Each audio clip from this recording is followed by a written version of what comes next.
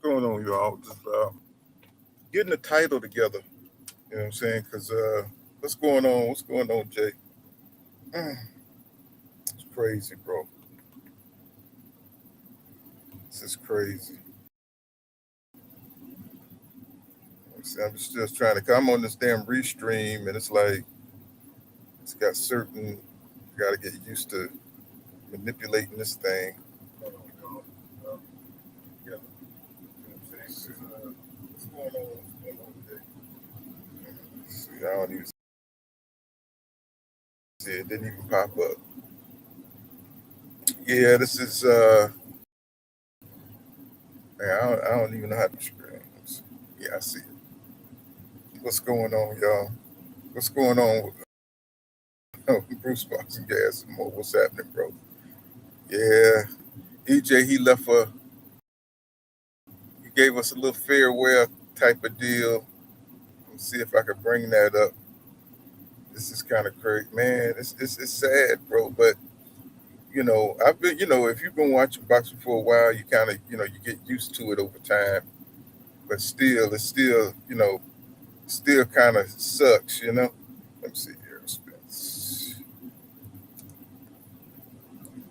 I mean, Errol gave it all he had last night. Still a warrior. Showed a lot of heart, but it is definitely time to hang it up, man. Let me see. Oh, message to fans.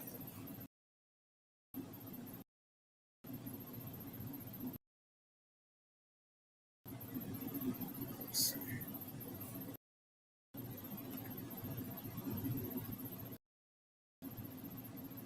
Hold on.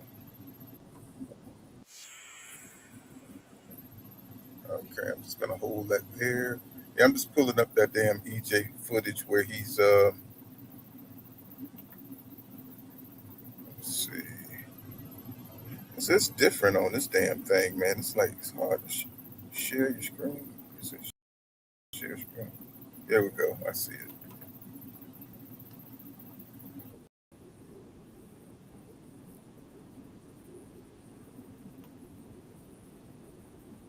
I've seen, all the trials and different tribulations that I've been through. And, I think y'all have been on a long journey. You gotta be smart to end the journey when it's time to end the journey I don't know if and y'all not can hear that. keep going. So I thank y'all. Appreciate y'all. I love y'all. And thank y'all for the support and thank y'all for everything. Well, I'd like to say thank you to all my fans. I appreciate y'all this long, especially the ones who've been with me through it all. Y'all been seeing, all the different tribulations that I've been through. And, I thank y'all on a long journey. But, you gotta be smart enough to end the journey when it's time to end the journey and not keep going. So I thank y'all. I appreciate y'all. I love y'all. And thank y'all for the support and thank y'all for everything. I'd like to say thank you to all my fans. I appreciate y'all this long journey, especially the ones who've been with me through it all. Y'all seen, all the trials and different tribulations. Short and sweet, huh? That's EJ. Short and sweet. Um, it's just shocking. It's really shocking, what I'm saying, following this guy. When you follow a fighter, you follow Floyd, you follow Roy, and you follow the great one, Sugar Ray Leonard, what I'm saying? It don't matter who it is, because these guys, what I'm saying, we admire the courage and we admire the work that they put into the sport, bro. But it's like, damn, man, it's like I'm saying that bond because that's EJ is my favorite fighter. And to see, you see them when they're at their best, and then you start to saying, even though I was, a lot of us wasn't born during this time, but we saw I saw the tail end of Ali. Um, you know what I'm saying? I was like, shit, probably about 6 or 7, 8 years old when he was fighting Larry Holmes, and man, you talking about as a kid, man, I cried when Ali got beat up because he got beat up so bad, bro. Just kind of continued. You know what I'm saying? It was Sugar Ray Leonard, his rise, and then you saw his decline. They all go through it, man. They all go through it. What's going on? What's going on, Dope? You know, they all go through it. So, a lot of these guys that come on this net, they're not boxing fans, bro. They just trolls. They just, they got a they got a sport where they control people because they know a lot of fans, are believers, saying behind these fighters, and so they like to come in and they like to troll, not knowing that these guys are actual people, man. That really, saying that this is their sport, this is their passion, and you know it's like so many people hated Errol Spence Jr. and they want just because of you got to believe in yourself when you come into this business, right? So and you got to promote yourself, and EJ was one of the most modest dudes I ever seen, even though he carried himself, saying, like a king, because he put time into the gym, and and you stopping people, and you are building yourself a champion. That takes a lot, bro. People don't understand, or they take it for granted. They act like like these guys were just made overnight. These guys took their time, bro. They won all kind of national championships. What I'm saying? They sparred, what I'm saying? They had to get coached, and they had to learn how to move in the ring. It's a lot. It takes a lot to build a fighter.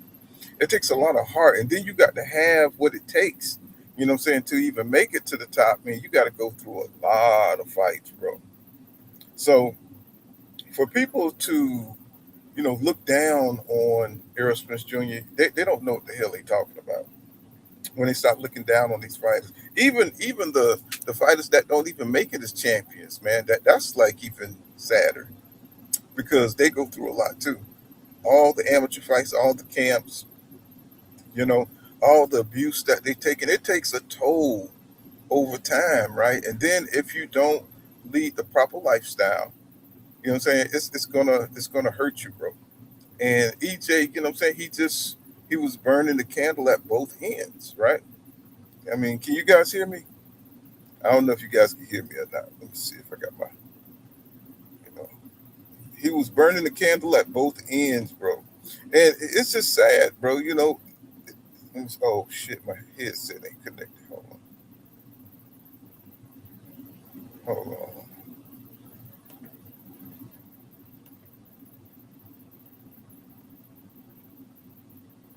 Okay, I just connected my damn headset.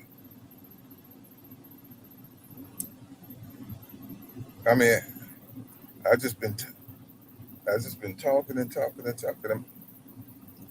And my headset. Well, I guess you can hear me better now. So, over the years, I mean, he built himself up in Dallas, and what I'm saying, with Derek James, and he started late. A lot of these guys, they start when they're kids. They start when they're 9 years old. You know what I'm saying? Okay, cool, cool. They start when they're children. EJ started when he was like what, 14 or 15. And just like Deontay Wilder, you don't understand how incredible that is to fight against, somebody like Tank, who started when they were like what, 7, 8, what I'm saying, a 9, or like Thurman when they started when they were children. So this guy started late, and he was able to become a unified champion of 3 belts. That's unheard of, bro. You got to have you got to have some crazy talent, bro. What I'm saying, to beat all these guys who've been training ever since they were children. What I'm saying, to be able to rise, what I'm saying, to the top of a sport that's dominated by these little these little pros, because they've been fighting all their lives. And EJ got right in, and he talked about it one time, how he was fresh and he studied, what I'm saying, all the greats, the Ali's, Sugar Ray Leonard's, and and these fighters, they take a little bit from every fighter to try to make their own, what I'm saying, or to motivate their spirit to keep going in the training, because man, when somebody's hitting you, what I'm saying, and you don't have all the, you don't have all the techniques, You don't have your defense down. They got to go through all that, bro. EJ stuck with it. He was a little hard head kid running around Dallas, and his daddy finally got him into something. I'm saying, that was constructive, right? He liked to fight. Kind of sound like Devin Haney, right? Um, Going back, and he stuck with it, you know, and he made something of himself. He even was able to go to the Olympics, right? And that's just making the Olympic trials in itself is huge. And starting late in boxing is huge. It's like people don't give you the accolades for these type of things. They think EJ just became like some kind of superstar or a boxer overnight. No, he forged himself into this fighter, with the team that was around him, right? Having his father right there. And I'm glad that the biggest thing is I'm glad that he has his father and his family with him because nobody's with you when you first get into boxing, right? And we started hearing about Errol Spence Jr. I'm saying I'm pretty sure some people heard of him in the Olympics, but I'm saying he really didn't become a name until he hit the pros, right?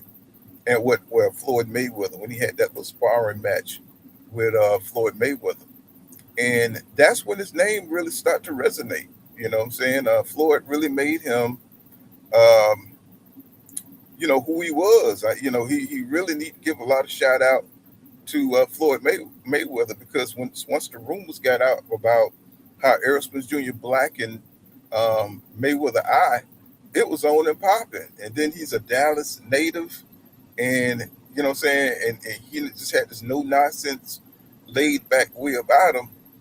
And but the way he fought in the ring when he was just young and fresh, it was amazing, bro. Simply amazing. Let me holler at some of the people. I know I'm getting into my soliloquy here. He says, good Otto, what's going on? Salute. What's going on, Ed? He says, Bobby says, I had the same feeling watching that fight last night when I was watching Terry Norris beat up yes, sir. Terry, oh God, bro. Oh God, bro. I was like, who the fuck is Terry Norris, bro? I was like, but then I had to find out. I definitely found out later. But then, of course, what I'm saying, when what's his name knocked his ass out, it was on and popping. What's his damn man? It's like my memory getting bad, bro. But Terry Norris got his ass knocked the fuck out on the ropes. Uh, by the great Hawk. The Hawk knocked his ass out. But when he beat up Sugar Ray Leonard, man, to watch him get knocked down by Tommy Hearns, and what I'm saying, because he was like the junior Ali, he was like a I ain't gonna say second rate, but he was like the lighter Ali, even though Sugar Ray really didn't go for political stuff like Ali did. Ali was a lot more than what Sugar Ray Leonard was. He represented a lot more, but I'm just convoluting so many things because I just my emotions are everywhere because another one of the great ones is retiring, and he didn't go out that bad. What I'm saying? I mean, it was bad because of who he was. Because who he is. That's why it's so bad because we know what EJ was, right? And we saw him at his greatest, and to see them at their worst is terrible, bro. It's a terrible feeling because you want to see all the fighters that you respect and all the fighters that you follow. You want to see them at their best. You don't want to see any and say you don't want them to have any of these handicaps, and you don't want to believe in the decline, but the decline is real, bro. Boxing is a brutal sport, and if you think your body is not designed to be pummeled and hit, what I'm saying, and destroyed over many, many years sparring. So I remember Danny Garcia was talking about it's not just the fights itself, it's the sparring, it's everything that goes into it. It's the waking up, it's the running. Even running put punishment on your body. Anything that you do that's strenuous, drinking, anything you do to your body is going to reflect later. And we all know this. And EJ is almost like a poster child, you know, I mean, he's like it's untapped potential. That's the part that's so frustrating. When you look at EJ because with everything he had, I'm saying available to him, he just kind of squandered, the potential of it, right? It's like seeing somebody who can score 1,600 on the college entry exam, but so they just take it for granted and they go in there and they score like enough just to get into a university at 800, even though they know they have the ability to get a 1,600 or 1,700 or whatever it is. And that's how you kind of feel with EJ. You feel like he was a, he was a top a top master, uh, could have been one of the all-time greats if he just would have led, if he just would have did what he's supposed to do and not been so hard-headed. And I think a lot of that just came from saying being around the environment he was in. And unlike Floyd, unlike a lot of fighters, unlike Terrence Crawford, sometimes you got to separate yourself. Saying, and go train in Colorado, do like Tank, get out of DC, get out of your surroundings. Saying, so you can focus. And I think he did that at times.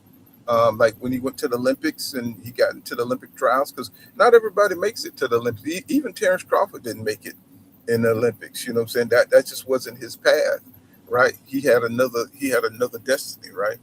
Um, so he still became successful though, right? So, but EJ was able to make it to the Olympics, so the potential was there. You know, it's just what you do with that potential. Roy Jones Jr. He made it to the Olympics. He got cheated. I mean, it's just like little things in life. You got little ripples of destiny that comes in. Because Roy,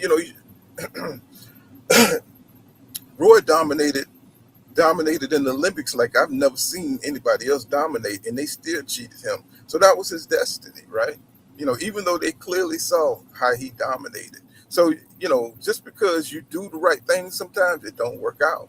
It still don't work out. I think Floyd was cheated in the Olympics, you know what I'm saying? EJ, you know what I'm saying, is kind of mixed, you know what I'm saying, because, he has more of a pro style. And, the Olympics is all about, like that Shakur Stevenson is like that boxing. You went one on one, you got to hit at the end of the gloves, all these different kind of like little amateur rules and stuff. And not everybody can fight the amateur weight, right? Um, so I'm just everywhere, bro. It's just I'm just you know EJ announced his retirement. Um, I pretty much I'm not surprised that he didn't give like a long emotional type of retirement speech. I think he just kind of want to get on with it, and I think I think he's had 3 years to kind of look at where he at and how he feel about the sport. Because after years and years, these guys don't want to box anymore. I mean, they get tired of this sport. The grind, the hustle. So everything they have, the heart and soul and sweat that they put into this business. I'm not surprised if they don't hate the sport by the time they retire because of the highs and lows and the stress that they have to go through and the time that they miss with their families. It's a lot, bro. And then they life is still lifing. You know what I mean? Like even when we working as men, we out here in the workforce. You're not at home with your family, bro. Life is stuff still happening. People still passing.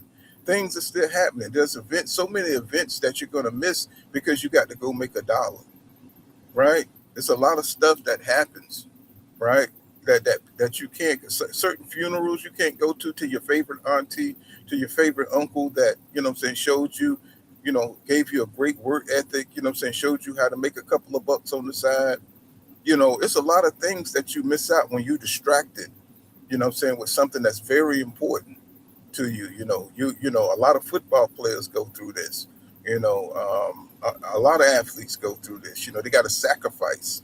Jordan, Kobe.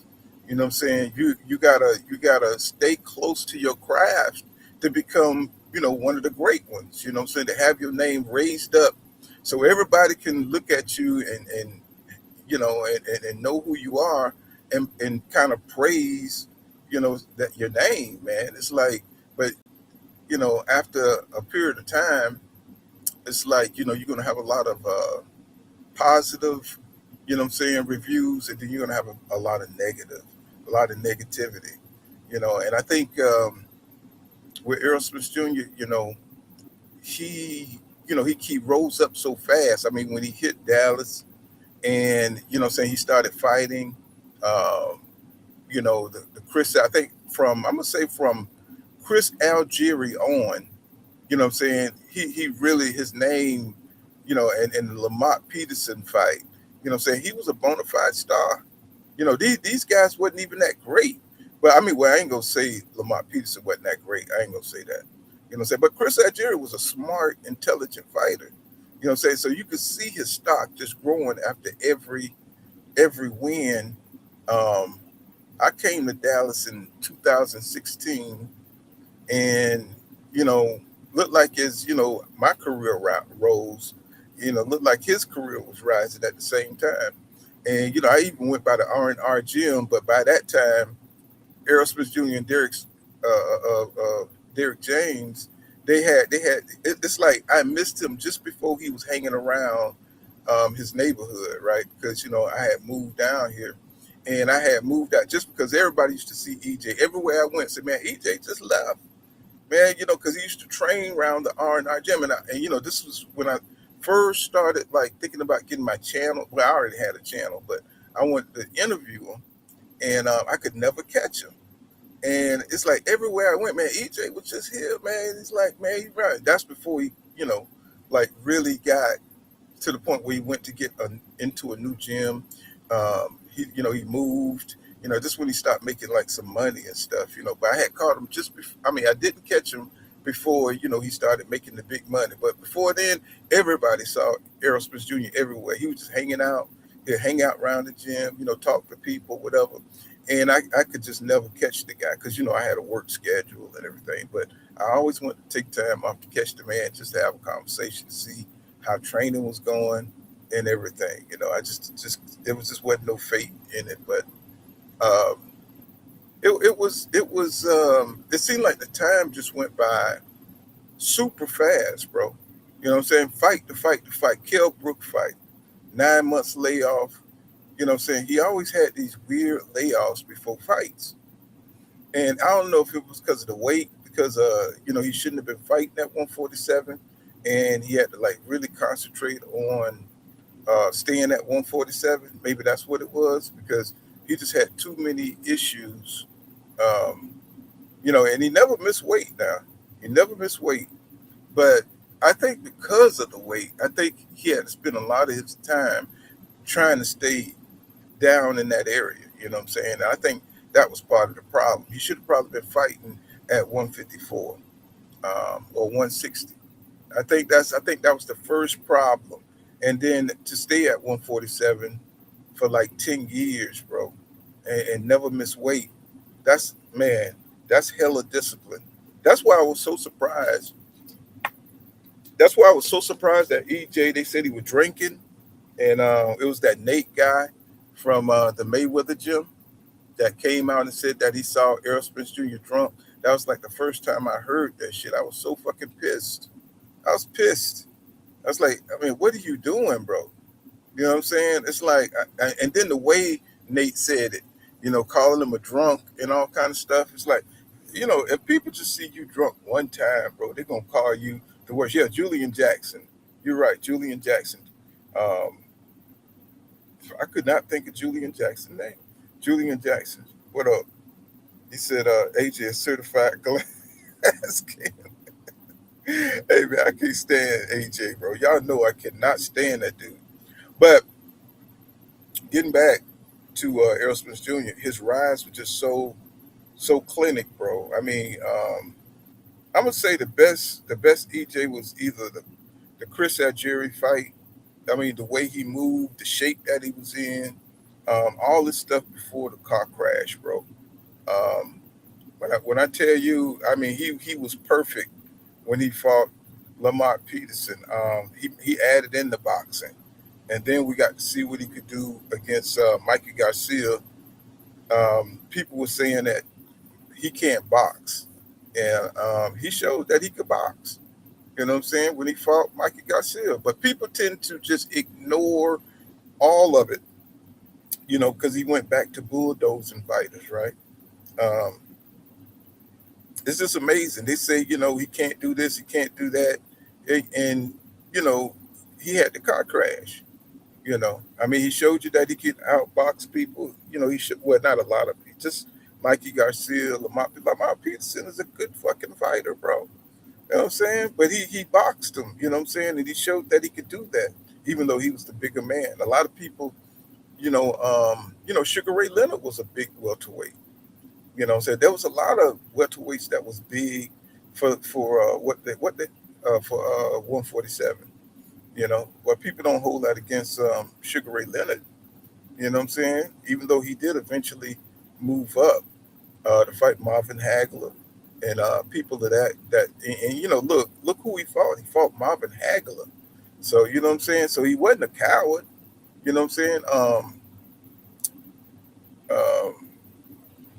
you know, EJ just he just was too laid back.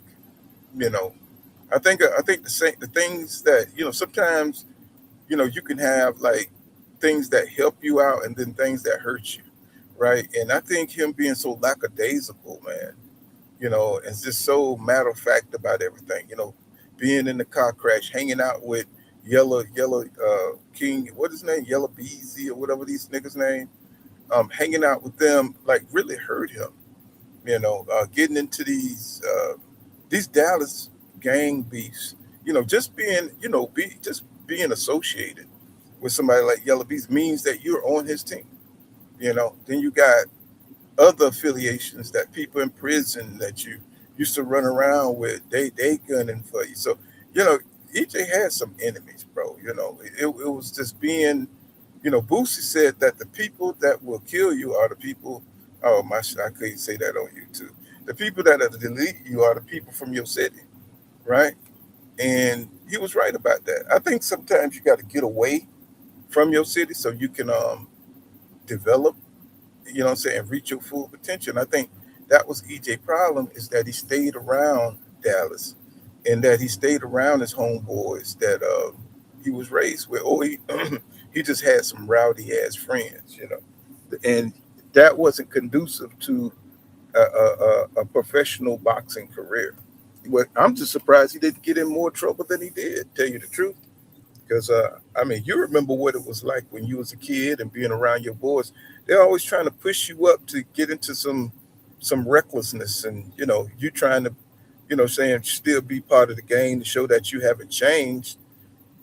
Saying it'll lead you into some bad spaces and some bad situations. And I think EJ went through the growing pains of growing up in Dallas and growing up around his hometown, and having the ability to have a career, saying inside Dallas, and I think that kind of hurt him some. It helped him and it hurt him. You know, he says, Shaquem says, now all these people saying EJ never defense, never defense, and he weight bullied these dudes as clowns, and it's sad. People are always going to have something, negative to say, but I like to hear it just to see does it hold water, just to see does it hold water. But see, some of these things we'll never know because Errol Spence Jr. declined was so fast that he never did like a Roy Jones Jr. was able to move up and fight in another weight class. He was never able to do that because his life was so chaotic when it came to his personal life. And you know, when the Crawford fight, the Crawford see when he fought Crawford, EJ was just his life was just kind of like moving too fast. You know, he was trying to break away from his the life that he knew, being around all because they growing up. What I'm saying, these guys were like 14, 13, and stuff at the time. So he's trying to break away from the influence of that and trying to concentrate on the professional side. And I think that was hard for him. I think he had to put on for his city. Um, he's still a young man. He's still trying to find that fatherhood identity. He's struggling, man. He's struggling. Even though he's got his daddy right there, he's still struggling. What I'm saying, to break away from the old habits, because that stuff that they are into does not help his career. Staying up, trying to meet all these different dates, and then he's got to do the interviews. Then he's got to do the Dallas thing. So many people are tugging at him in different ways. It's hard for a young man to be able to cope with all that, to be able to put it into perspective. And then you got women. I'm saying, this was before he had got with his old girl, so he had to go through all that kind of stuff, and then he started having kids. It's a lot, bro. It's a lot. I mean, just think about it. Everybody think it's an easy thing just because we're looking at it from the outside, but people think, oh man, he's a millionaire, but shit, you got people that are pulling on you. You got people that are pleading. How many phone calls is this man getting? From family, friends, saying, trying to pull them in different directions. Um, I'm pretty sure he had a tough ass time. And then you got to train, keep your head together, people getting jumped on, sisters getting slapped. You know what I'm saying? It's just all life is life, and man. You know what I'm saying? So, and then he's right in the heart of his hometown. He had to. I think EJ had to get away from Dallas, bro. Even he brought the ranch later, which was cool. You know what I'm saying? And that was like kind of to get into some kind of seclusion, so he can like really concentrate on what he needs to do to get better. And I think at some point in time he stopped getting better. Um, when I think the first sign of him fucking up was when he got rid of Blu-ray. I think that was like really the first time, like I said, man, what the hell is Errol Spence Jr. doing? When he got rid of Blu-ray, man, Blu-ray really pushed him to his physical limits. Um, and I think he kept EJ in extraordinary shape. He was in that Super Saiyan shape when he was with Blu-ray. And when he got rid of Blu-ray, that's when things like really started to fall apart for him. I remember we used to be over there on 78 Sports and talking about this stuff, you know what I'm saying? And, everybody was just on him because Blu-ray used to come on 78 Sports channel. And we used to talk about that stuff, man. And like, uh, people just didn't understand. And then Blu-ray wasn't really, clapping back on EJ, but he was like really trying to, what I'm saying? He was like really trying to let EJ know that, what I'm saying, hey, you gonna need this, man. Yeah, like you're gonna need my training because that's gonna be that extra edge that puts you over the top, that conditioning. And I think Errol Spence Jr. once said that his body just couldn't take it. And that's because of the drinking, that's because of the nightlife, that's because, the kind of training that a Blu-ray gonna put you through, because he trains with you. He's gonna make sure he get every rep out of your ass. He's gonna make sure that what I'm saying, you training like Mr. T in Rocky 3. And I think EJ, he just couldn't deal with it. You know what I'm saying? I think he didn't want nobody pushing him the way Blu-ray was pushing him. Because when you got somebody who's about that life and he's actually doing the work with you, man, there's no excuses. So I think he really wanted to get that intensity out of there because EJ is a laid back type of guy.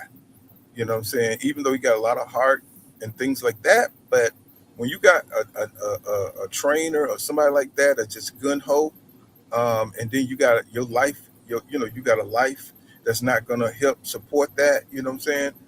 Just imagine if EJ would have kept Blu-ray and what I'm saying, he did would have ate right, and then he would have worked on his craft. What I'm saying, I think it's I don't even know how far EJ could have went, bro. It's just God ain't gonna give you everything. God is not gonna give you everything, bro. What I'm saying, He's gonna put a little chink in your armor. He's gonna put a chink. He's not gonna give you if you pretty. You're gonna have a fucked up attitude. What I'm saying? If you got a lot of, what I'm saying? It's like if he give you one thing, it's gonna be balanced there. It's gonna be some balance. He can't give you everything, bro. and he just gave Errol Spence Jr. this lackadaisical um, mindset to certain aspects of his life. As far as the managing the money. So I'm not saying he's broke, but I'm talking about the way he interact with people as far as paying them, things like this. Um, I'm saying the this pursuit of money. Um, saying his relationships with certain people. It's just like God is just not going to let you be the perfect person, you know. And I think he had to like mature a lot over a period of time, and I think that's what we saw. God used to drink a lot with my friends. That one time we went to the store, we got like 40 ounces. You know what I'm saying? And we just sat there and got sloppy drunk. We were young as hell, just wilding out. You know what I'm saying? And just getting drunk, drinking that slit small liquor. You know what I'm saying, with my friends and stuff, and they all sold dope and everything. You know what I'm saying? I never did it, but what I'm saying, they all got into it. Back then that was the '80s, early '80s, well, mid '80s or whatever. But I understand. I understand.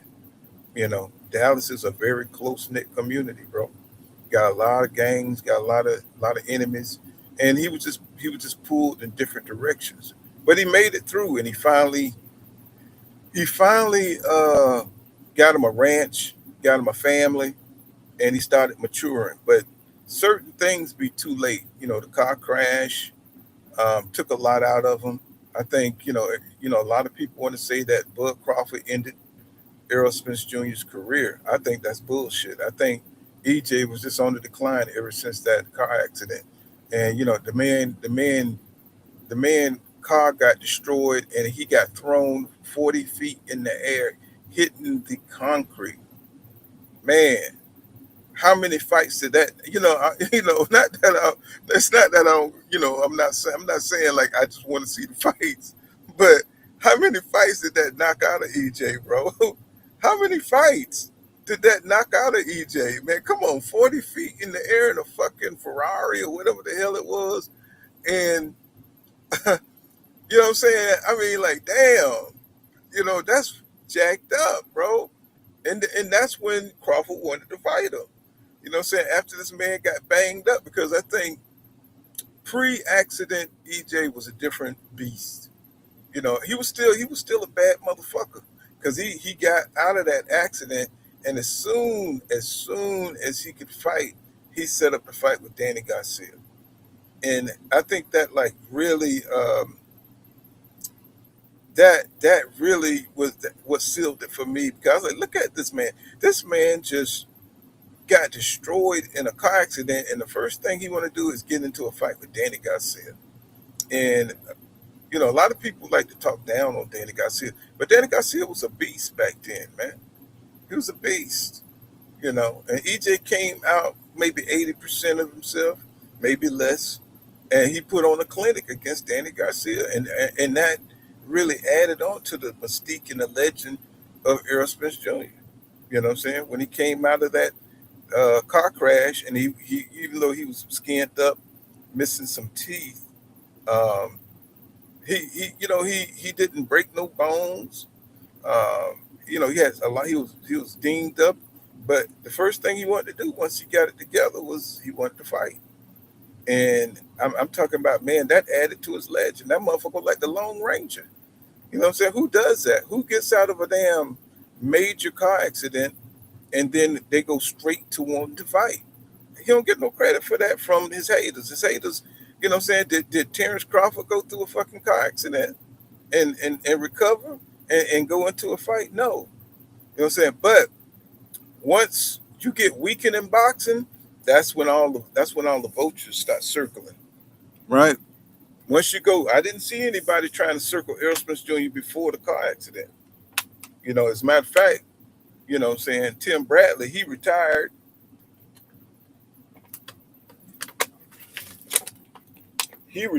and started hating from the broadcasting booth on Errol Spence Jr. It's like, my thing is like, some of these guys have no integrity, bro. how you gonna talk shit after you duck the dude? You know. Um, but Tim had put in his time. Tim had put in his time, and I didn't want to really see that fight because I just thought EJ would tear the little midget up. I mean, who really wants? See, I saw Tim Bradley. He's brave.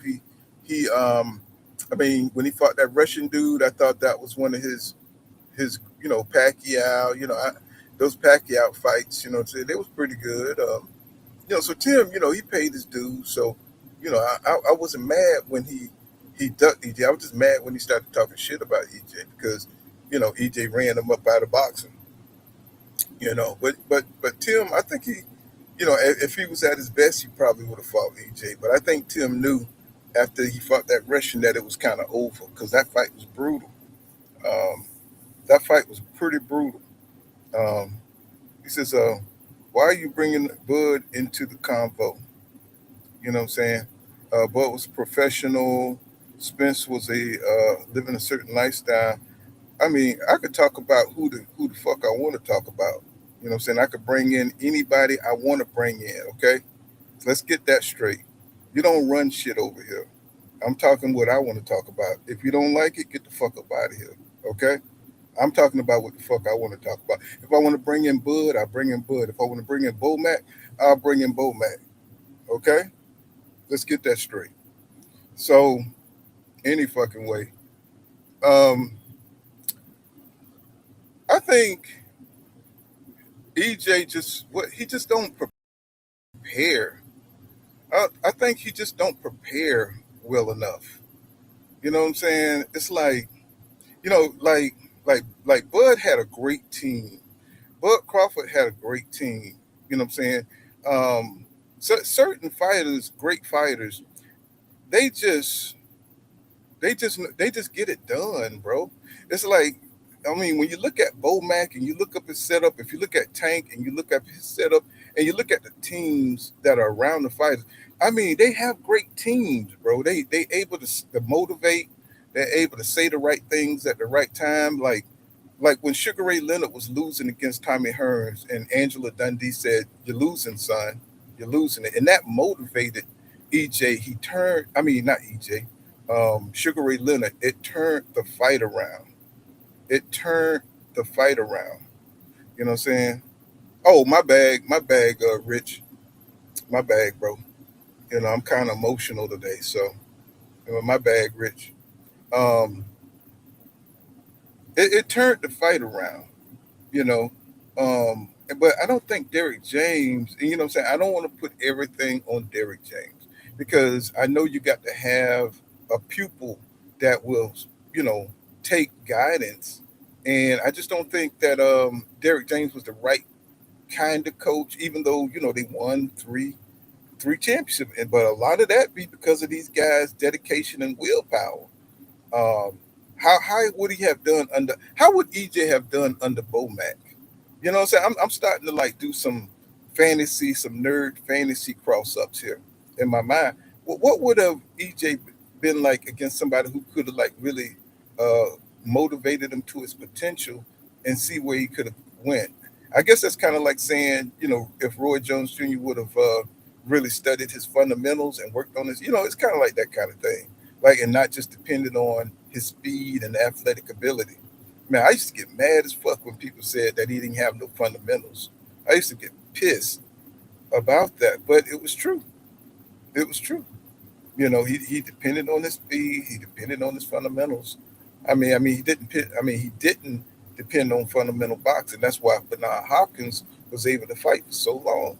And when you see the truth in these fighters, it's like they're human. It's like, and you're not, what I'm saying, when you're a pure fan, you just kind of overlook certain flaws of your favorite fighter. You know what I'm saying? And I think with Crawford that he was more dedicated. Um, Even though there's different degrees of dedication, because you got to put the time in, you got to put the 10,000 hours in the gym, and a lot of guys do this. But how you take care of yourself is very important in boxing. That's half the battle. And I think a lot of guys know this, right? A lot of the best ones, like Crawford, they know this. You got to, you got to take care of your body. You got because you're manipulating your body for every fight. What I'm saying, to get into shape. What I'm saying, to lose weight. What I'm saying, you are manipulating. You're going against the natural course of your body. You're manipulating your body to fit this fighting, this glare, this to become a gladiator, really. What I'm saying? And if you get off the course of staying in shape, you get off the course, you're drinking, and I just think EJ just shot himself in the foot. Not listening to your coach not being like, what I'm saying, supernatural or anything like that. He's just a regular type of dude, you know what I'm saying? But having a great pupil with a lot of talent, you get by on a lot of talent until you fight another guy with talent and a work ethic, right? And I think that's what happened when he fought Bud. Say the sparring, hard type shit that they were doing, that was stupid. You know, um, it seemed like it kind of made sense at the time because it seemed like he was indestructible. It seemed like EJ was invincible. But the spar hard gets you injured, and they just kept doing it. He got injured. He had the eye injury for the Pacquiao fight. Had a rib injury for the Bud fight. Um, it was just dumb. I mean, a lot of it just fucking dumb. And why Derek didn't shut that down, I don't understand. It's just a lot of stuff I don't understand. Why did they team run the way it ran? And it just seemed like it was just mad niggerish. They just ran it mad niggerish, in a sport that was just so competitive. What I'm saying? These I don't know, man. It's just like miss potential, just miss opportunity. I mean, but a lot of guys don't get to win the belts that he won. They don't. A lot of guys don't have half the career that Errol Spence Jr. had. So even with everything that he went through, even though experiencing everything with the gangs and the yellow beezy and the fame and the money and the car crashes, he still was able to grab 3 belts. He was still able to grab 3 belts. That is crazy. That is crazy. Who does that? Usually most fighters, they end up sparring, right? And then they end up drinking, and then they end up you see him on the corner somewhere behind a 7-Eleven. You say, "Hey man, I used to be the IBF champion of the world." You go over there and you give him $5, right? Say, man, you tell you a couple of tales, you buy him a couple of drinks. You know what I'm saying? But EJ, even though he went through all that, you know what I'm saying, and it's like, damn, he still was able to get 2 more belts. It's like, God dang, this guy was blessed. That's blessed. I mean, he didn't get any bones crushed in the car accident. Then he had 2 more car accidents. Then he had people after him, saying, like the Mo 3 and all that kind of stuff. Saying, the reason I don't get into it because I don't know for sure about, even though there's a lot of, the rainwater, they all had a falling out. It's a whole bunch of shit. There's a whole bunch of shit behind it. And I'm pretty sure EJ needed to get away from that because he's not a gangster. He's not a gangster. Um, and that all it was going to do is get himself hurt because these kids are ridiculous. They ignorant and they ridiculous. So they will put something, put some lead in you and keep it moving. So, he needed to get away from that. You know, and if you have an enemy, they're going to celebrate. Saying deleting the champ. So they would love to have that on their resume. What I'm saying? It's like, so I'm just glad that he got from up under that. And I think it was a lot of threats, and I think it was a lot of things that we don't know of that we'll never know. That was hurting EJ being in Dallas. Same reason why Boosie had to get away from Louisiana. So what is it? Where you from? What's that little town? What's that town called? I forgot where I drive through it every goddamn week. Um, I forgot, but Boosie said you just gotta get away from home when you performing, And when saying when you famous and stuff like that, I just think I think it just gave Yella Beezy a lot of publicity, and his enemies were EJ enemies, right? So he was just going through a lot, man, with that bullshit. And so he had to that really he really had to get away from that Dallas hype, you know, to really find himself. And he came through it. He was still able to function. And man, then he's competing with his rivals, and I think it was just too much, man. I think it was too much. I don't even know how he was able to navigate his personal family life, and maybe that's what kept him in the game. You know what I'm saying? Having a strong father, having your father and mother together. How many people can say that today? That they got their father, mother, their sister together. He was able to retire his dad. I mean, do you know what I would pay to go back in time to be able to retire my mother and my father, bro? To be able to retire them and become a success, become a multimillionaire. You know what I'm saying? The first multimillionaire in the family, bro.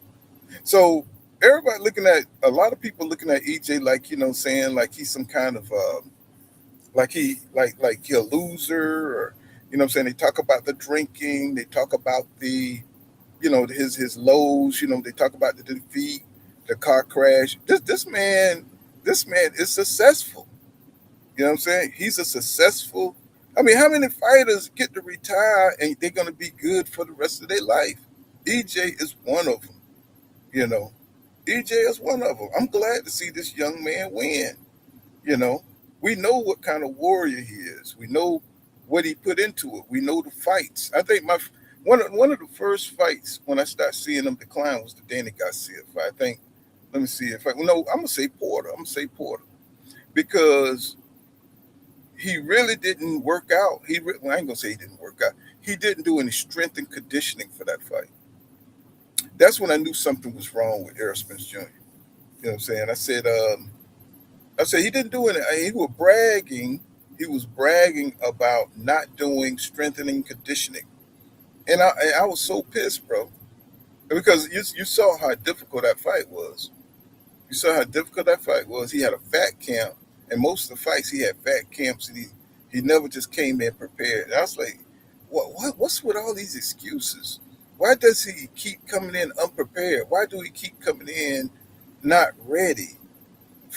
Fully functional and full, so he could dominate the fight.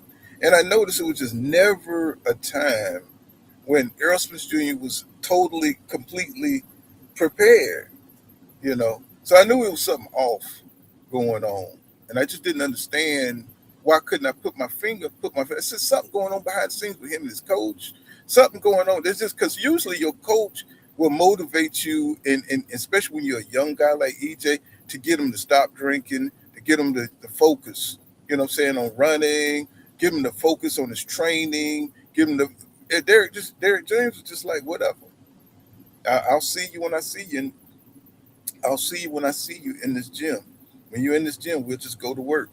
And it's the nonchalant bullshit instead of, when you think of like a coach, I'm thinking like Mickey. Mickey from Rocky. You remember how Mickey was on Rocky ass and shit, chasing a chicken and shit, and what I'm saying, making sure, breaking them down just to build them back up type stuff, just watching them, and just being a leader, and being making that bond work, and I didn't see none of that. It just seemed like he was detached. He seemed like he was detached. Derek James just seemed like he was detached. Um, he was just doing this shit for the money, and then when he got AJ and he got Ryan Garcia, oh my God, bro! Oh, it's like he became, he just saw more opportunity, and he just didn't put his star pupil ahead of all that. I couldn't believe it, you know.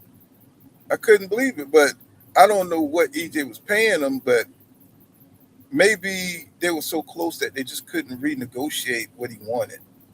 You know what I'm saying? And sometimes you get close with people, and sometimes when it comes to money, black people get really funny, man. I'm talking about if you want to fall out with somebody, man, people fall out about money for real, for real. And I don't know what the deal was between them two, but at some point in time, it's became a business relationship, and I think that hurt EJ. He needed more of a Virgil Hunter type of relationship, or like Andre Ward and Virgil Hunter, right? He needed some kind of relation, a mentorship, because he was going through so much, a second father figure. You know what I'm saying? He says, salute said EJ, sister Ebo Spence, she's doing big things. That's what's up. Their whole family is just great, man. Their whole family is uh, just a great, what I'm saying, upper middle class, where they rich now, family, bro. Their family is just awesome, you know. He says when he stopped working with Blu-ray, say he went downhill as far as the discipline. Yeah, exactly. That's true, Charles. He says Spence did well in his career, but between his vices and accident, it did him in. And you couldn't see it because it was such a gradual decline. It was such a gradual decline, and you wanted to believe in EJ. You know what I'm saying? It's like because the motherfucker became Superman in Dallas. You know what I mean? And if you're not from the Dallas area, a lot of people probably can't relate. You know what I'm saying? If you're in the Dallas area, it's kind of like when Gucci Man was in Atlanta. You know what I'm saying? And it was his time to shine. And it's almost like it's like a I don't know, man. It's like an era. It's like EJ owned that time. 2016, 2017, 2000. He owned that time because I had just gotten to Dallas, and I was like, it was just everything was just a perfect crescendo. You know what I'm saying of celebration. Had a great young champion. You know what I'm saying? Work was good. The economy was good. It was just crazy. The trucking industry was just tremendous. What's going on, Seawood? The trucking company was just going crazy, man, with money. And, he says, Paulo Malignaggi definitely jealous of Spence's career. Well, Paulo Malignaggi he's jealous of everybody. And, Porter damn near decapitated him. Adrian Bronner, you know what I'm saying? He says everybody's on steroids. Paulo Malignaggi is just a little rat. You know what I'm saying? But he's a damn good analyst. I tell you that though. The boy knows his boxing. He's just biased. You know what I'm saying? Especially when he get around all white reporters and stuff. He start talking his little shit. Then his little his little white supremacy start coming out. You know. It says he says look at the fights. Blu-ray worked with Spence. He says in the fights he didn't. He says Spence body was obviously, yeah, man, like, man, he looked like a damn Thundercat. Like when he worked with Blu-ray, he looked like an action figure. He had traps and the way he moved. You know what I'm saying? Was the quickness. You know what I'm saying? People saying EJ didn't have hand speed. That's bullshit. Bullshit. That boy had power and hand speed. You know what I'm saying? When he was with Blu-ray, and Blu-ray brought it out of him, man. You know, but I can only imagine what kind of workout regimen that he had with Blu-ray. Because I look at Blu-ray and it's like, damn, you know what I'm saying? The boy, you know how them guys be on the playground in prison and stuff, like in New York, and they got Tim boots on, and they doing like they doing 10,000 push-ups, and they do, you know what I mean? That's how Blu-ray was, they doing 1,800 pull-ups, and you know what I'm saying? They training like they're like training for Saiyans coming to Earth or something, like the Z fighters or something. That's he trains like that, and I'm pretty sure EJ, you know. This kid couldn't keep up with that shit, man. I mean, he just couldn't keep up with it, drinking and staying up and women and trying to be with women, and you know what I'm saying, that you can't do that, bro. You can't. These fighters. Once you've denied yourself for a long period of time, and you start getting loose, it's kind of hard to kind of reel that shit in. Because these guys put so much into isolating themselves for periods of time, right? And it's like once you start having fun, and then you add money on top of it, that's when things just kind of like go off the rails, bro. that's when things go off the rails. It's hard to reel them back in. If you never got to smoke, you never got to drink. You know what I'm saying? When you find get yourself some money, then boom.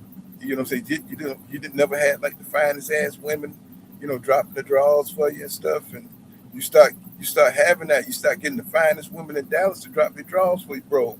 I already know I would have been fucked up. I know I would have been fucked up. 'Cause I would have, ooh man, I would have been. Y'all would have never heard of me, boy. 'Cause let me tell you something, boy. It's some bad. Y'all already know. It seemed like it's easy until you face with it. Until you're sitting in their shoes, and you got these bad women coming around, and man, you got the car, you got the money. It's almost like it's the devil's pie, man. You want to slice. You want to eat. You know what I'm saying? It's like, damn, I got access. I'm in the rooms now. You talking to Jerry? What's his name from Dallas? You people. You got big wigs. It's like everything. At one point in time, everything EJ touched turned to gold, bro. He was like King Midas. You know, everything he touched turned into money.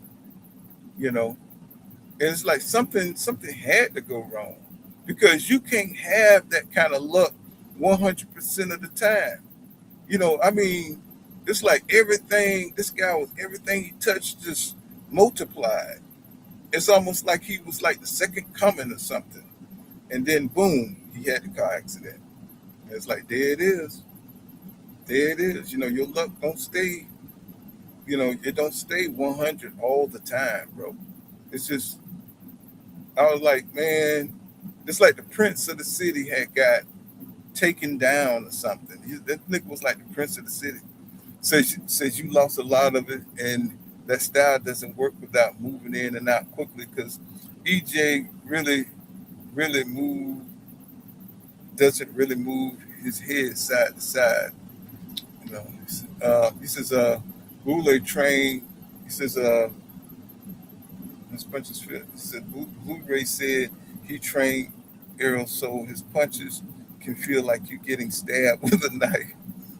So he said, Rich, you didn't let your fam down, bro. He said, still here. He said, to make an effort to better yourself for them. He says, what's happening with Blu-ray? I think he got a channel.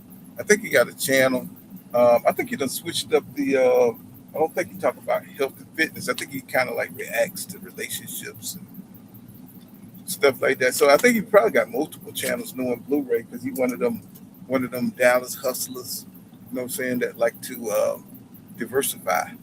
You know what I'm saying? Yeah, I think he got a channel. I think he got like blue, I think he got like blonde locks or something now. Shit look crazy. You know what I'm saying? But he's still around. He says, what's happening with the blue? Oh, okay. He said he's still doing his thing. He's on IG. Yeah. This is Charles Justin. Thanks for the. Oh, he's talking. He says Errol Balance was shot. He said that lack of that upper body movement got his cooked up. Got his cooked up. He says, yeah, you know, they asked Terrence Crawford. Let me see if I can bring that up. Let me see. They asked Terrence Crawford about it. You know what I'm saying? Hold on. Terrence about what he thought about it. Let's see. And Terrence Crawford had some things to say about it. I'm going to share it with you guys. Here we go.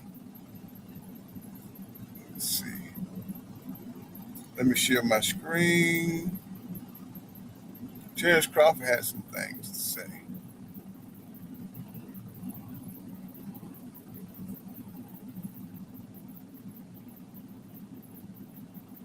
Fair use. This is for fair use. Terrence, what'd you think, man? Just they have it. From the jump, you can tell that his balance was off. He was reaching. He just didn't have it tonight. Do you think it was a layoff? Do you think a combination of things? Like, what do you think? All of it. All of it? He didn't take the punches well. it slow. Like you can just tell that it was more pressure. Was it hard for you to watch? Kinda, I really wanted him to do real well. He did what he had to do to finish the fight, though. Hopefully it comes over here. And that's Errol Spence Jr. going by all fucked up, after the fight. I mean, you can see, man, it's like look at Crawford, looking at Errol as he go by, I mean, I think Crawford really, wanted EJ to do well. You know what I'm saying? I mean, Hopefully it comes over here.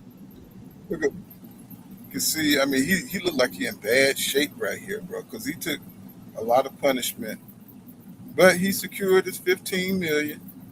I don't think he went out there to lose, but I think he was trying to really give it all he had. But he just like Terrence Crawford said, I mean, he's looking at Errol. I mean, just it's sad. It's sad, but he's a warrior though. This is what happens, at the end of a warrior's career. You know what I'm saying? It's, I mean, I don't think Errol. A part of him probably feel bad, but he secured 15 million. He sold his name, bro. You know what I'm saying? And he just wasn't worried about it. I think He got him. he announced that he's not going to fight in the ring anymore. Obviously, you think that's the right decision based on what you saw here tonight, right? Yeah, he's been in a lot of wars. With his fighting style, come forward, take some punishment, dish some punishment, and try to break some down style, It don't even go so far. I saw your tweet saying that the body. And see, this is something that I've been saying for years. This is something that Floyd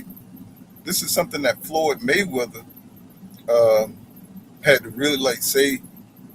Been trying to really get through EJ head before he went into the bulldog style and the straightforward style. He was trying to he told EJ this, that he can't fight like that. Saying 247. Crawford is sitting here. I didn't say he spoke ill. Nah, what's going on, Doctor?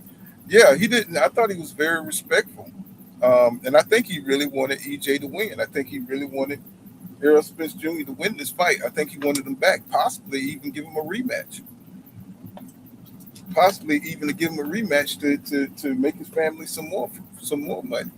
Because it's not like an enemy thing. It's like what's his name said, he wanted to fight Hagler. What was Mike the Body Snatcher? He said, if you're my friend, you'll help me feed my family. He said, why didn't you, he asked Marvin Hagler, why didn't you give me a shot? You know what I'm saying? So it's sort of like that, you know what I'm saying? I think, Bud was there to support him and, you know what I'm saying, maybe even to talk about a rematch if he looked good enough, You know what I'm saying? It's just that they fraternity is really that strong, man. People on the outside be thinking, because these guys go through similar things. They train all their lives. And, you know what I'm saying?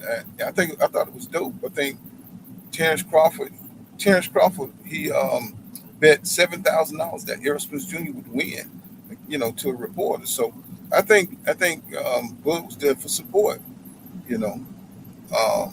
they may not be the best of friends, but I think in the end, Bud got satisfied. He got everything he wanted out of boxing, and he went around being an ambassador for the rest of them.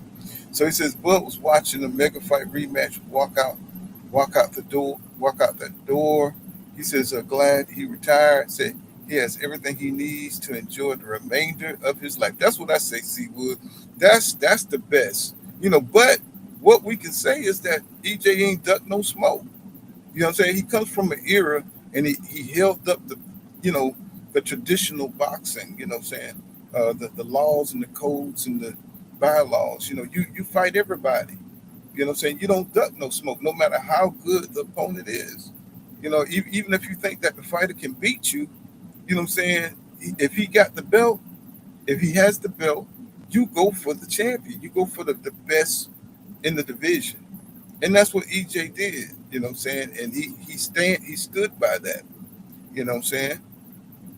Oh yeah, this two brothers, man. That you know when you fight somebody like that, you draw closer. You have a close bond when you in a battle with somebody, right? And EJ was propelled Crawford into being a star. You know he was obscure, you know what I'm saying, before he fought EJ. You know even though he had all these accolades, you know nobody gave a damn about undisputed at 140. It's kind of like Devin Haney being undisputed at 135. Nobody really gave a damn. You know what I'm saying? You know, it wasn't until he defeated Errol Spence Jr. that he got the opportunities to move up and fight Canelo. And that's when Bud Crawford's career really blossomed. See, so you got to have that signature fight. You know, I haven't seen Shakur Stevenson have that signature fight yet. You think T.O. put him into superstar? No. If he fight Devin Haney, if Shakur fight Devin Haney, that's going to put him up there in the conversation of starting to talk about him as a great one. When he fight Devin Haney, when he fight the top guys, and see that's everybody worried about the weight and all this shit. Fighters back then they came up 2 weight classes and then went back down and defended their belts and then came back up. This happens in box. This has happened throughout boxing history. You know what I'm saying? Henry Armstrong. I mean, you could just name endless fighters that moved up and down, bro, kicking ass and then going back down and kicking ass. You see what I'm saying? There's a lot of young fighters, they just think, it's one way, but it's not, bro. You know what I'm saying? It just depends on the greatness of the fighter. That's it. You know what I'm saying? That's it. You know? And what we just witnessed is just, another great fighter. It was just his expiration date. It was emotional to see EJ walk out the ring, you know what I'm saying, beat up like that. And, it was after a fight. Like Crawford said, man, Errol Spence Jr. did what he had to do to not get knocked out, to not get, I mean, he moved around a little bit too much, but then he did stand in toe to toe with Tim enough to let you know that what I'm saying, he was willing to battle it out, but Tim is just a big motherfucker, and he just kept leaning forward, just pressing him because he knew that the guy had 3 years out. He knew that all he had to do was keep him working, and then eventually he'd fade, but it didn't look like EJ had a lot of power or a lot of pop. He didn't have the legs. He didn't have the legs. You know what I'm saying? So Tim knew all he had to do was be active, come in top, come in the best shape that he could, and he could probably press EJ up out of there. Which that shows you how trash Tim Tszyu was, because even in his best shape, what I'm saying, he couldn't be the guy that had been inactive for 3 years, right? So, what I'm saying, he tried to, take advantage. He thought he was going to get some kind of dramatic knockout and stuff. What I'm saying? But he didn't, you know. He says, oh yeah, when it comes to black people, Bud, what I'm saying, he's kind of fun. He's just a complicated, funny dude, what I'm saying. Unless he's one of them dudes, like if you didn't grow around up in his clique, he probably don't fuck with you. You know what I'm saying? So he don't fuck with a whole lot of black people outside. Well, I can't say that because I don't even know the guy like that. But from what I see, he be saying some coon ass shit sometimes, But then Floyd does too. So it's these fighters are not who we think they are. Um, so even EJ, so we don't know them. We don't know them like that. We don't know their politics. We don't know really how they get down. But just from the outside looking in, sometimes you're surprised by some of the things they talk about, some of the things they say. Sometimes they might be trolling. You just don't know. You just don't know. So all you can do is go by what they do, what I'm saying, in real time. And right here, look like Terrence Crawford is really, he's seeing another one of his rivals, what I'm saying. You seen Danny Garcia, what I'm saying, get knocked down, get knocked out by or TKO'd by Eris Landon Laurie. And you saw Thurman take his bashing to Fundora. What I'm saying? So you seeing that whole group, starting to get it go into retirement. Even Thurman, I don't think said he was retired, but you can tell he's kind of semi-retired because he started doing, he stopped fighting every 3 years, right? So you can tell he's just kind of popping up and making money and dipping out. I don't know why he don't go into broadcasting because that's where he's going to make his money.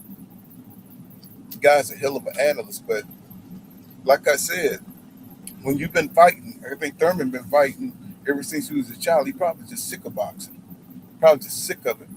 But to see Sean Porter, I don't know why it get on my nerves just to see him cheese. And I guess because he be up, he be all up comfortable. He love being up under white people cheesing and shit. You know what I'm saying? He loved being on TV cheesing. You know what I'm saying? I don't know. Let's just kind of get up, just get under my damn skin and shit just to see his ass. You know. Language is what there also. Yeah, like I said, it was all balanced, and we just didn't have it tonight. On the flip side, what did you think of how Tim fought? Tim did what Tim had to do to get the victory. Yeah. He was patient. He went well to the body, and he threw the right hand, landed the right hand when he had it, and he got the job. How does he match up now with the guys at 54 or 60? Guys like Boots, guys like Virgil Ortiz, in your opinion, Terrence? I don't see him coming back down to 154. He looked real strong at 160, so we'll see him with Carlos Adames and all those guys. All right. Terrence, always thank you. So I thought that was I think Terrence has grown too. I think he's matured massively as a fighter. I think he's matured. You know what I'm saying? But when you're in the heat of a rivalry, you know what I'm saying, and you're young, well, they really wasn't that young. You know what I'm saying? It's just I just think when you're in competition with somebody, you know what I'm saying, you're gonna get that dog on both sides. So, and everything is you know what I'm saying, insults, everything is on the table. You know what I'm saying, when you competing. And that's all it was, you know what I'm saying? But after all is said and done, you know what I'm saying, Crawford went and made a shitload of money, 100 million or whatever to fight Canelo. He don't feel no kind of way. So he can come back and have this kind of, honest assessment and a fair assessment of and a graceful assessment of EJ in his retirement and his decline and stuff. He could have shitted on EJ like Porter did. You know what I'm saying? But he chose to be mature about it. You know what I'm saying? And even him being there was it was a support, not a troll. To be, and he even betted money to kind of show you that he was in support of Errol Spence Jr.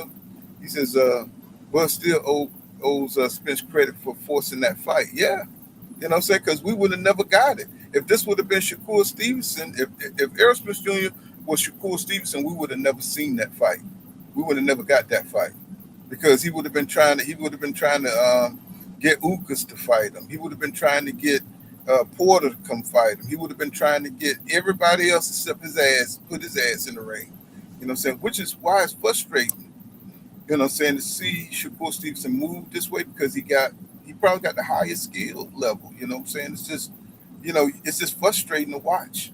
You know what I'm saying? And I guess he's just afraid that I guess he's just afraid that he's gonna get embarrassed or get exposed or maybe he just don't. I don't know. He don't want the challenge. I just don't get it, bro. You know what I'm saying? To see a top fighter who could be one of the great ones just duck all the smoke. He says Spence legs was gone from round one. Yeah. He just didn't have he just like Crawford said, man, his balance was off. He kept reaching. And then he wasn't connecting. I'm like, Tim Tszyu was standing right in front of you. How you not connecting with the left? I didn't see one straight left like really land, bro. And then he didn't have the volume of punches. He didn't have the numbers. He couldn't continue his assault because that's how EJ really fights. He usually initiate the first, the second, and the third punch. He just didn't have that kind of energy. He couldn't push Tim back.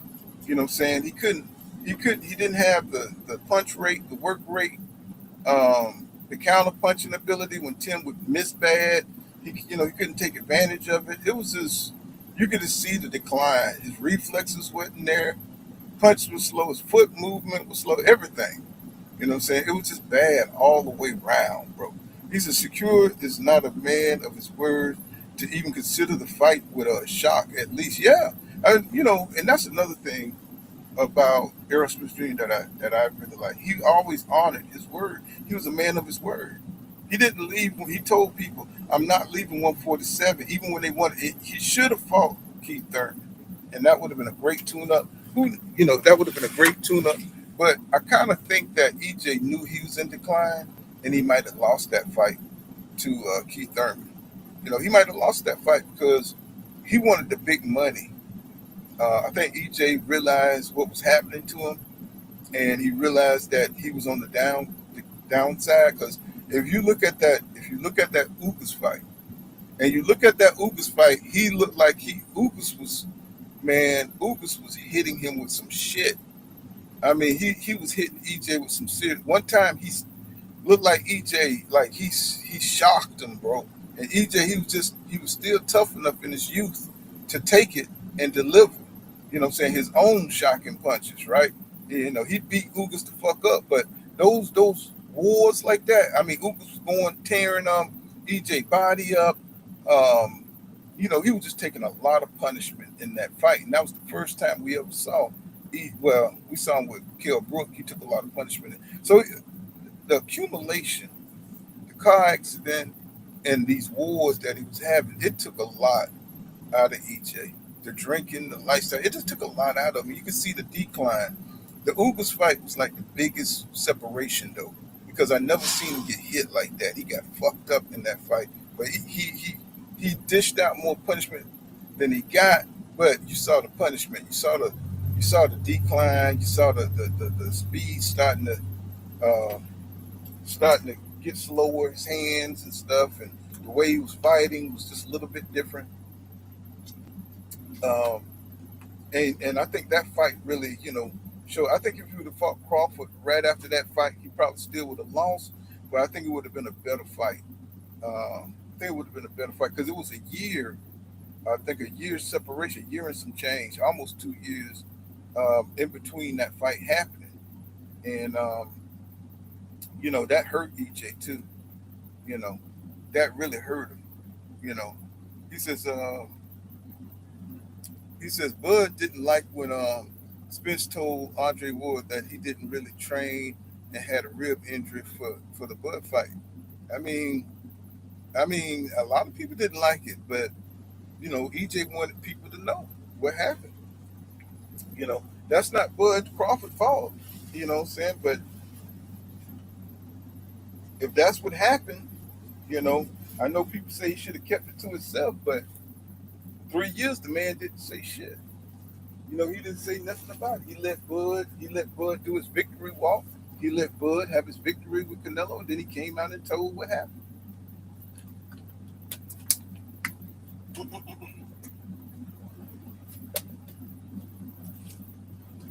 He came out and said what happened, and we know that EJ looked different.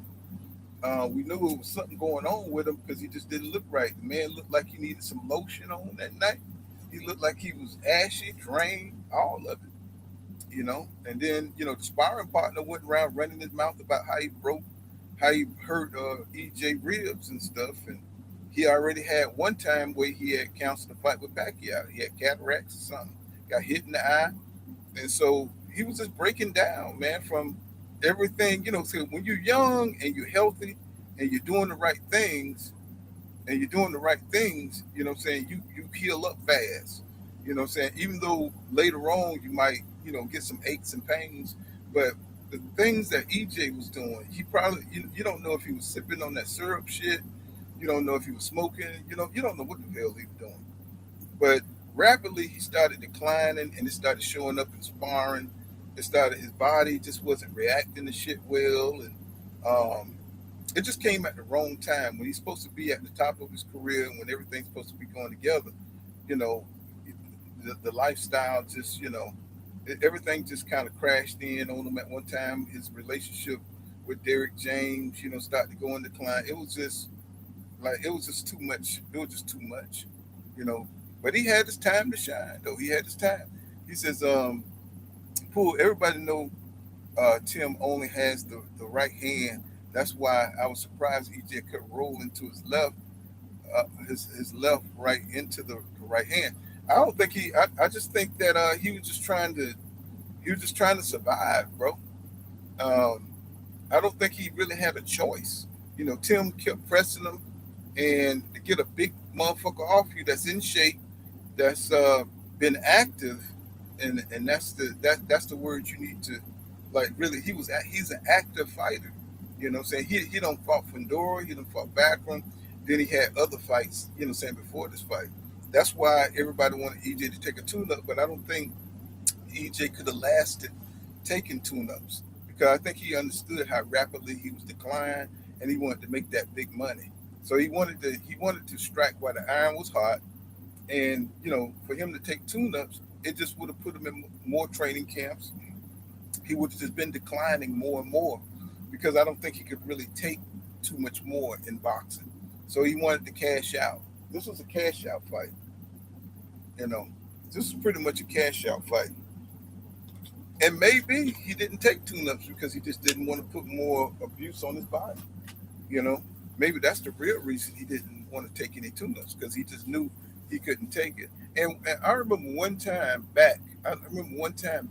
EJ said his body uh, couldn't take Blu-ray. What Blu-ray was putting it through. His body couldn't take it. And when he said that, I was wondering, was that kind of like some residuals effect of the car crash? You know what I'm saying? So I remember him saying little things like that. That he said he's not the same and stuff like that. So a lot of these him not taking tune-ups probably was because he didn't want to do the sparring and put himself in worse condition. You know what I'm saying? So I don't think we know the full story of how messed up EJ was. But I think he just put on a good front so he can make the money for his family. And try to cash out this thing while he was still in good enough shape to do it. He says, Sean clipped EJ in there. He says Sean Porter clipped EJ in their fight too.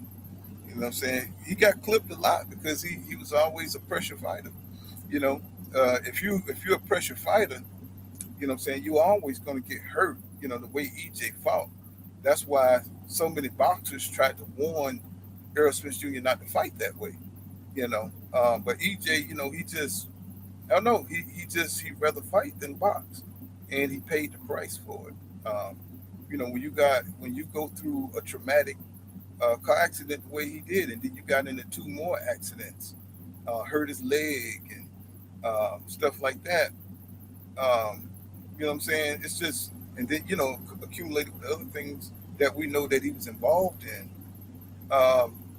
It's just you're not gonna be at your best. What I'm saying, when you in your decline, bro. And I think he just was strategic in the way he picked his fights. He didn't want to fight Keith Thurman because he knew he was in decline. Um, he just wanted the big fights. In the end, he just wanted the big fights. He wanted to make as much money so he could retire. And I see that's what it was. Yeah, that Mexican style. And it only lasts for so long, man. That fighting that style only lasts for so long. And EJ went out with it. What I'm saying? He went out with that style as far as his body and his mindset could take him. You know, even with this fight, EJ fought his ass off. What I'm saying? In that last round, he gave everything he had. He just didn't have it no more. He was just shot in the end. But like I said, he gave whatever he had. You saw it. He put the pedal to the metal at the end. He just didn't have the legs. He just didn't have the power. Tim Tszyu was just in better shape. He's younger. What I'm saying? It's a tale as old as time itself. So we see it. But EJ, it wasn't as bad as it wasn't as bad. Yeah, he took a lot of punishment, but he didn't get knocked down 2 and 3 times like Tim did against Backroom. What's his excuse? He's still a young fighter. He got knocked down? What was that?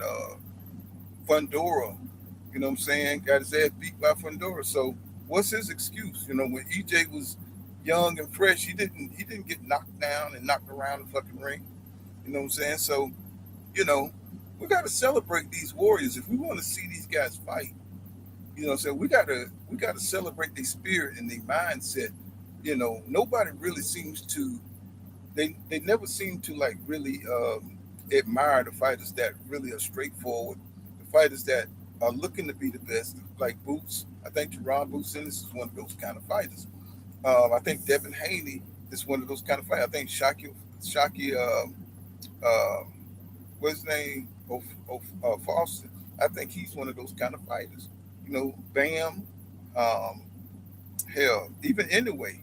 You know what I'm saying? In a way, but when I see fighters like Tank, you know what I'm saying, they don't care about being the best. You know what I'm saying? You know, fighters like Shakur, you know what I'm saying, he says he want to be the best without fighting the best.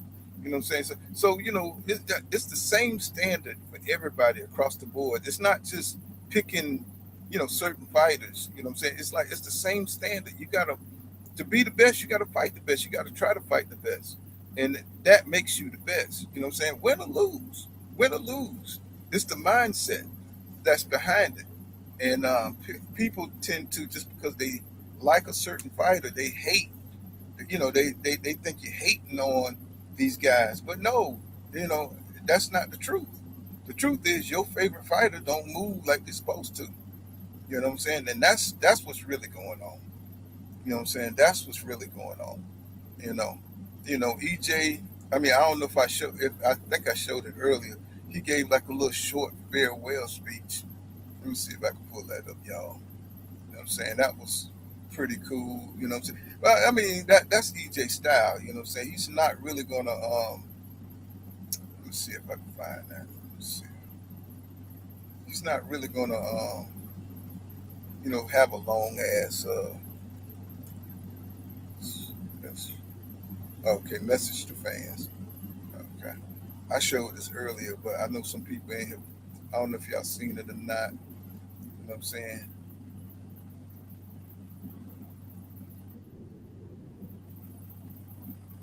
No, you got a little 15 mil. You know, you chilling. Let's see. Share my screen.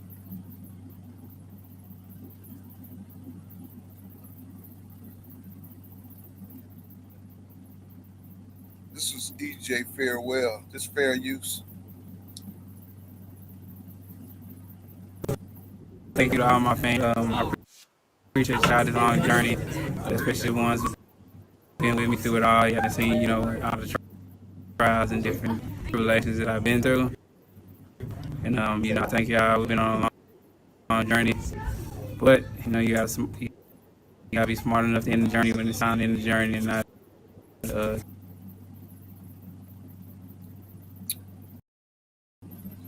My bag, they ain't keep, into that. I thank y'all. I appreciate y'all.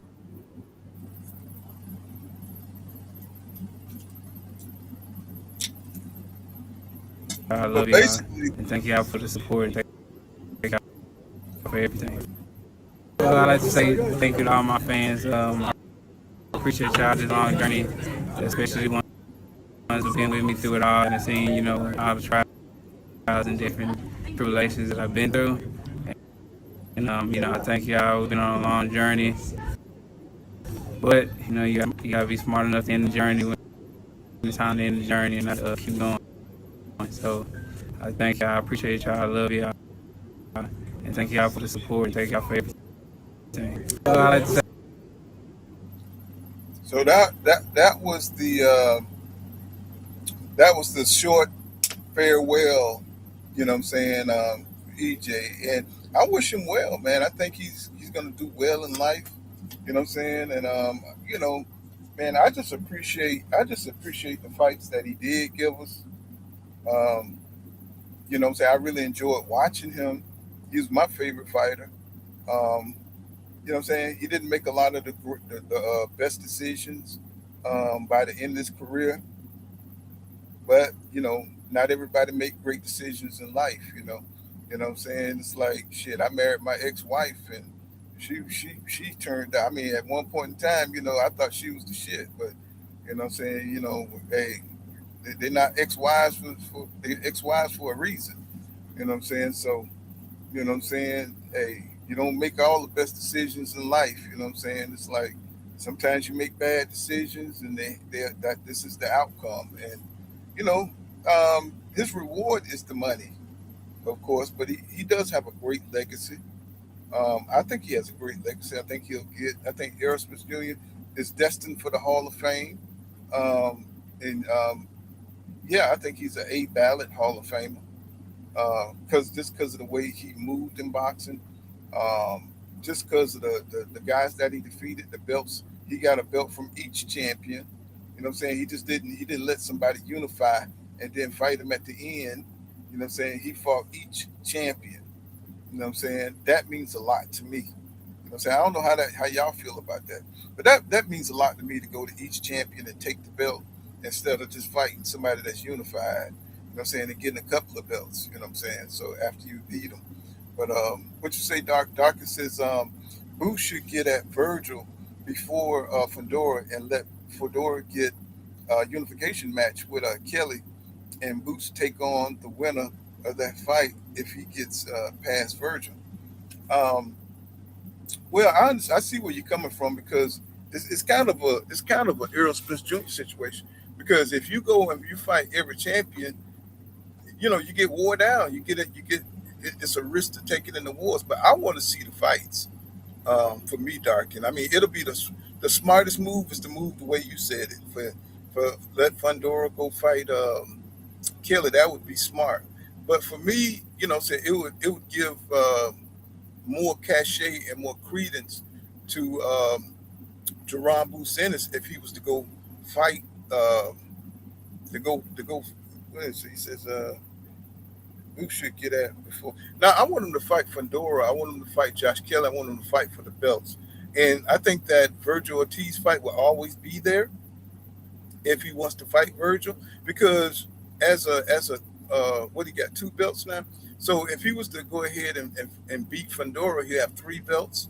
You know what I'm saying? And if he can go ahead and become well before he become unified, fight Virgil Ortiz. You know what I'm saying? Maybe with 3 belts and stuff, he can dominate. He already in the driver's seat right now as far as getting the majority of the money if they ever negotiate it. Um, I would love to see that Virgil Ortiz fight, but I want to see Boots go for the belts.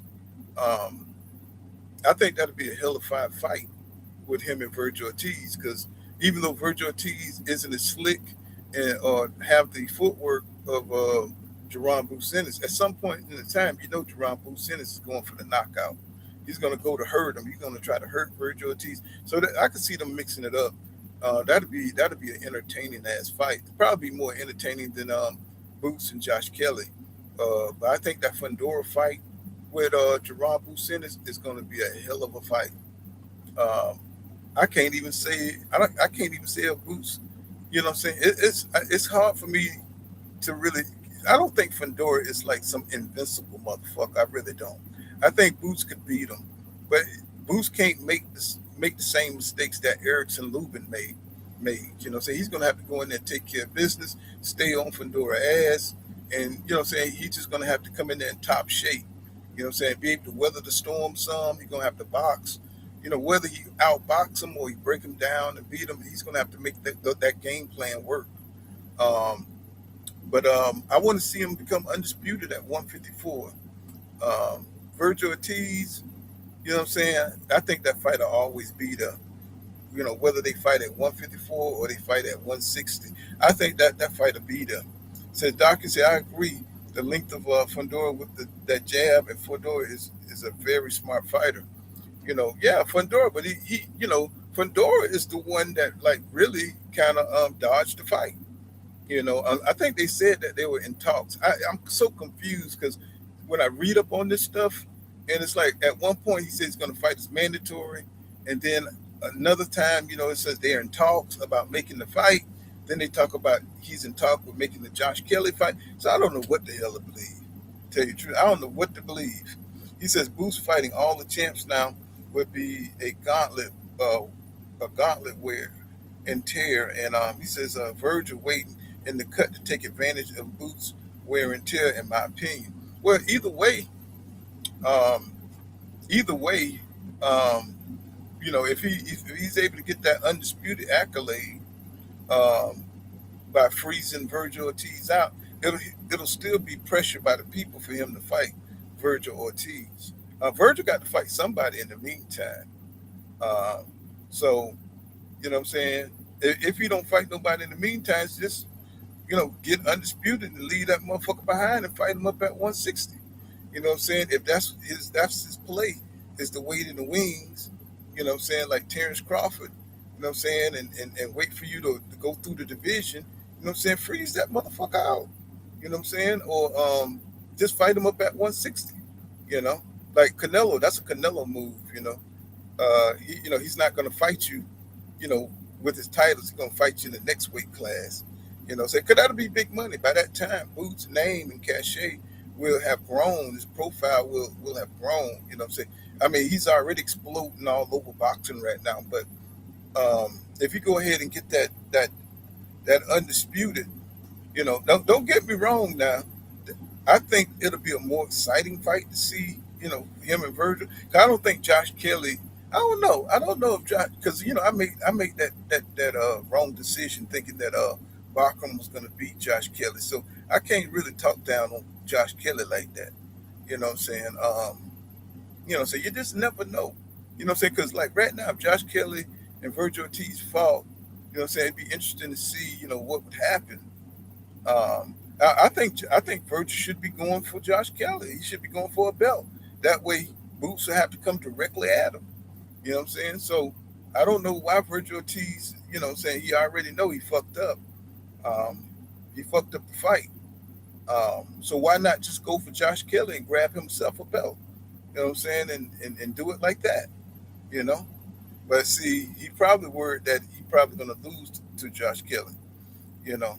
So these guys are really going for the biggest fights. He says Eddie Hearn is trying to make David Benavidez and Ben Whitaker fight next. That'll be a big fight. That'll be a huge fight. I don't know how much, saying, like, they keep this whole cocaine thing keep coming up about David Benavidez, and um, he's looking skinny. Um, but when he hits that ring, man, David Benavidez transforms, man. It's like, I mean, I hope that his lifestyle don't catch up with him, like it did with Errol Spence Jr. He's around about what 29 now. I think Virgil's 29 or 30, somewhere up in there. I hope his lifestyle just don't come crashing down, and all of a sudden you see him start to lose fights and start to get hit, start to get beat up and stuff like that. But David is a beast, man. Whitaker, Ben Whitaker, he's a very athletic, um, talented fighter. But can you name five people that he fought? Can you name five people that been? I like him. I think he has hella skills. But who has he fought really? I mean, I want to see David fight. I want to see. I'm not saying like he don't deserve to fight with David Benavidez. I don't believe in that kind of shit. You know what I'm saying? I believe that if they order the fight and if they agree to fight, damn fight, right? Because I think that'll be a hell of a fight. He's tall like David. I don't know if he's taller than David, but he's a tall dude. He got some. I like his hand speed. I like his. He almost kind of remind me. Now he don't fight like Boo Boo Andre, but he's a threat like Boo Boo Andre was. He's smart. You know what I'm saying? He can box. You know what I'm saying? He got good power. You know what I'm saying? I could see him knocking David down, but I can't see him beating David. You know, I can't see him beating David. You know, he says that's he says he says that's good work. He says that good work too. For like Virgil versus Josh. Yeah, yeah. So I really don't know. I want to say that Virgil will go in there and dominate him, but I can't say that. I can't say that because Josh is a boxer, and he might put some on Virgil ass that night. I can't say because Virgil don't have the defense, bro. let's just keep it. He just got a lot of pressure. He's fast. He got heavy hands. You know what I'm saying? And he pre-presses your ass about the fight. He kind of fight like Errol Spence Jr. Tell you the truth. Um, he just don't throw as many punches. You know. But I could see Virgil going out like EJ. You know what I'm saying? Josh, he got skills. He got a lot of skills, but you know what I'm saying? You just never know. Boxing is rock, paper, scissors. So you just never know what may happen in that fight. Maybe Josh will go in there and school Virgil. So, maybe that's why he's not going for that belt because Josh don't have a lot of he's not a star. It's not a big fight, even though there's an important belt that's on the line. Um, so that's why he's probably staying away from that fight. And he know that the bigger fight is him and Virgil. But really, you can't lose. Tell you the truth, because the belts are becoming less and less important. But if we're talking about entertainment, it's either Boots and Fedora, or it's Virgil Ortiz and Boots. Josh Kelly is just kind of a, I mean, maybe I'm dismissing them too soon, but I think the better fight for Americans is Fedora and Boots. I think the Hispanic community kind of want to get that get back for what was done to Zayas, right? So they want that black. It's nothing like a black and a Hispanic fighter making money, and then you can't go wrong with Virgil Ortiz, Mexico. What I'm saying? First, well, he's American, he's Mexican American, but y'all know what I'm saying. What I'm saying? He's another Hispanic against a black fighter. So and then Virgil Ortiz, he's one of my favorite fighters too. So he's tough as nails. What I'm saying? So that'll be a hell of a fight. That'll be a hell of a fight. Bivol been kind of like um, Bivol.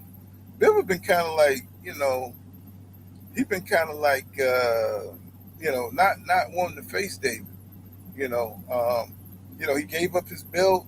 What I'm saying? So David, the WBC championship belt. What I'm saying? So David can have it. So he can just don't have to worry about fighting David. So I don't know. Bill was just kind of like he's not trying to fight David right now for some reason. I don't think it's fear, but maybe he's trying to get prepared. Maybe because I know he had back surgery. Uh, he had back surgery, and so maybe he just know right now he can't. He's not in the condition to beat David on that level. I don't think Bill has no fear of anybody. If you're willing to fight, you better believe he's not afraid of David. You know what I'm saying? But I think he understands his conditioning right now, and I think he understands he needs time to prepare. So we might see Bibble come later. He might try to come after healed some, maybe after get his skills together. Yeah, yeah.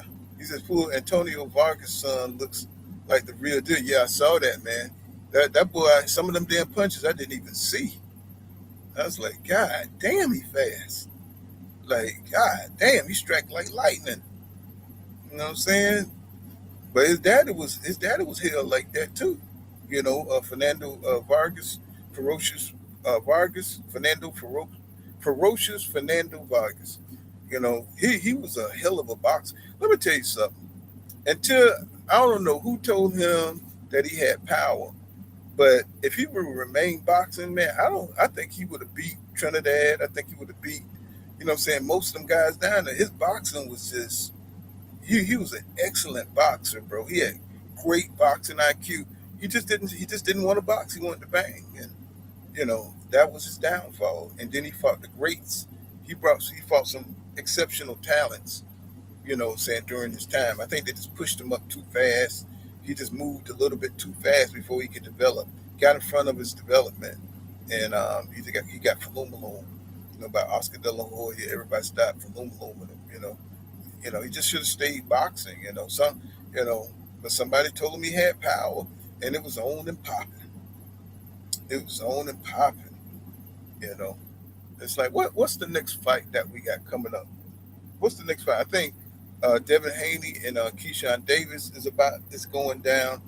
I don't think. I mean, I really don't think Keyshawn. I mean, well, with the money and the deal that Devin Haney has gotten from the zone, I think that's going to change the stakes because now Keyshawn is just not going to get the bottom of a purse deal, right? So now, you know what I'm saying, they can raise the money and maybe Keyshawn will go through with the fight. Um, but before that, all these narratives that were so strong that Devin was ducking Keyshawn, and then now that the fight, you know what I'm saying, is going to be made between Errol Spence Jr. and Keyshawn Davis. Now they're saying that Dev is ducking Shakur. I mean, it's like, bro, what's going on? What's really going on? It's like, and do they really think that's going to affect Devin and how he thinks and how he moves in the sport? Devin is always going to move, to fight the best in the sport. You know what I'm saying? And everybody thought he was going to sign with Zuffa, and he ended up signing with the Zone, being his own promotional company, like he's a PBC, like he's a golden boy. He's able to sign on to the Zone with his own deal. Man, they doing some like really unconventional things, and they doing some they doing some high stepping stuff, man. You know, um, people say what they want to say about the Haneys, but the Haneys are moving forward, bro. They don't care what people talking about. This is the cheaters. You talking about Aaron Pryor. He said, "Poor, my favorite fighter was Aaron Pryor. Aaron Pryor in the black bottle. That's the only thing. You know what I'm saying? He was probably high when he fought. What was that guy named? Aguaro. What was his name? Aguaro. Aguaro. You know what I'm saying? That was a hell of a fight. Um, and until he said, "Get the black bottle," and he drank that shit, and goddamn boy, Aaron Pryor came out there whipping Aguado ass, bro. It's like to this day, people. I think Aguado asked him, "Hey, was it anything illegal in the bottle?" And he told him, and Aaron Pryor told him it wasn't anything in there. But I beg to differ. You know what I'm saying? But Sugar Ray Leonard, they say Sugar Ray Leonard didn't want no part of Aaron Pryor. But the thing was, people didn't know that Sugar Ray Leonard offered Aaron Pryor 700,000 to fight. Aaron Pryor thought he was bigger than that, so he never got offered shit again after that. So, but yeah, Aaron Pryor was a bad boy though. He reminds me of Sean Porter a lot, but he was more skilled than Porter. He was stronger than Porter. He was a lot more skilled than Porter. But here, the way he fought, it kind of reminded me of Porter, Sean Porter. He says, Roach and Zapata next weekend. That should be a pretty interesting fight. But Roach fight up to the, what I'm saying, to the level of his competition. That's why he come up with draws. He's gonna have to like really push the pace to keep up with Zapata. That's gonna be a good little fight. That's gonna be a good little fight. I know Roach think he's on Tank's level now that he had that kind of results that he had against Tank. But he's gonna have to keep pushing it, man, because Zapata gonna come at him. Um, I'm a roll with Roach because if he box, he can defeat Zapata easy. If he box, he got to stop trying to put on the show. If he stop trying to put on the show, he'll be all right. You know what I'm saying? He'll get the win. you know. But then you got to be careful because with those, when you fight against Hispanic fighters and shit, you know what I'm saying? They count that pressure. The judges tend to count the pressure and, you know what I'm saying, the aggressor. He says, Belanga and Hitchison tonight. Oh, Lord. I can't stand that dude, bro. I don't even think about Belanga. But Hitchison, oh my God. Bro, that kid right there is so goddamn aggravating.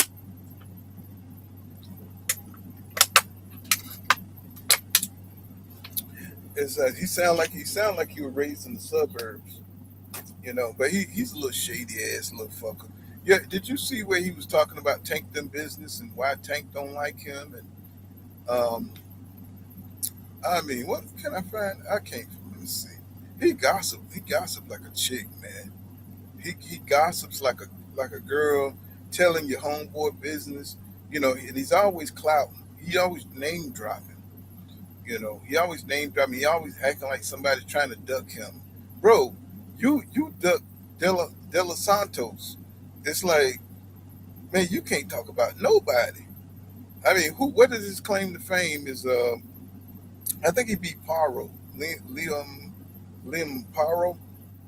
I think that's and I think he beat George Kambosos. That's the two biggest fights he won, and he bare. I mean, shit, he went like I think he was let go by Mayweather, or he was on the shelf over there at Mayweather's, and they released him, and he went on this campaign. I think he's another dude that's shrinking down to 140, 147, and he killing himself to make the weight. So he's gonna get exposed sooner or later. As soon as he fights somebody real, he's gonna get exposed. Right now, he's just trying to hustle the game. He's just trying to hustle the game right now. He says, yeah, Alexis El Guerrero or something like that. Alexis El Guerrero. That was an awesome fighter. You know what I'm saying? That he said, I think it's a possibility there has really signed to Zuffa. Didn't they just said that he signed to the zone. I don't know what to believe no more. They come out with one goddamn announcement, then you come out with it, and then they go back to another thing. It's like it's really hard to keep up, you know. But they say the zone, man. They keep saying the zone, or maybe he just got a few fight with them, and maybe he'll sign with the zone. I don't know. But him and Keyshawn Davis are going to be in the zone. It's going to be a man. Did y'all see the pre-fights? Did y'all see what the pre-fights look like, man? It's like them pre-fights were, man. They was terrible, bro.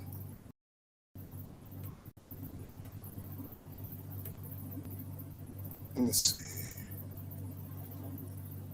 Yeah, the pre-fights, that was terrible. Oh, let me see. Uh, Copy. So, yeah, that was bad. I mean, it just seemed like an old WWE production.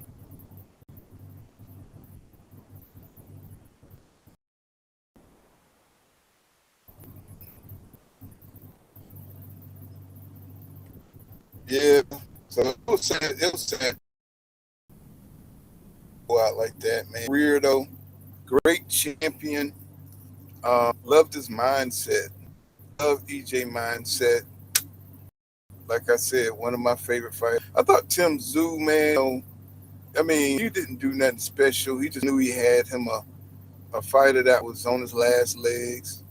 You know, he really was. I mean, he was trying to punish. He was. You could say he was punishing him, but it wasn't nothing EJ couldn't handle. Um, it looked bad for a second. It got certain points in the fight where it looked bad, but because Tim was a shy fighter himself, it really wasn't as bad as it could have been. And anyway, he really wanted to press the gas and get EJ out of there, but he just didn't have it. Tim Tszyu just didn't have the talent to get him up out of there. So it is what it is. You said it's a new generation of fighters is about to take over, and it starts with Abdullah Mason and Floyd. You think Floyd Schofield? I don't think Floyd Schofield gonna make it, bro. Um, it's just something off about that kid. You know, something he kind of like. I don't know. It's just something off. He reminds me like he got a secret or something. Like him and his daddy. That nigga like Dexter or something, man. Like that nigga secretly a serial killer or something. There's something going on with Floyd Schofield. He backs out of every fight. Um, it's just like I don't know. It's just his fights never happen. It's almost like Keith Thurman been reborn.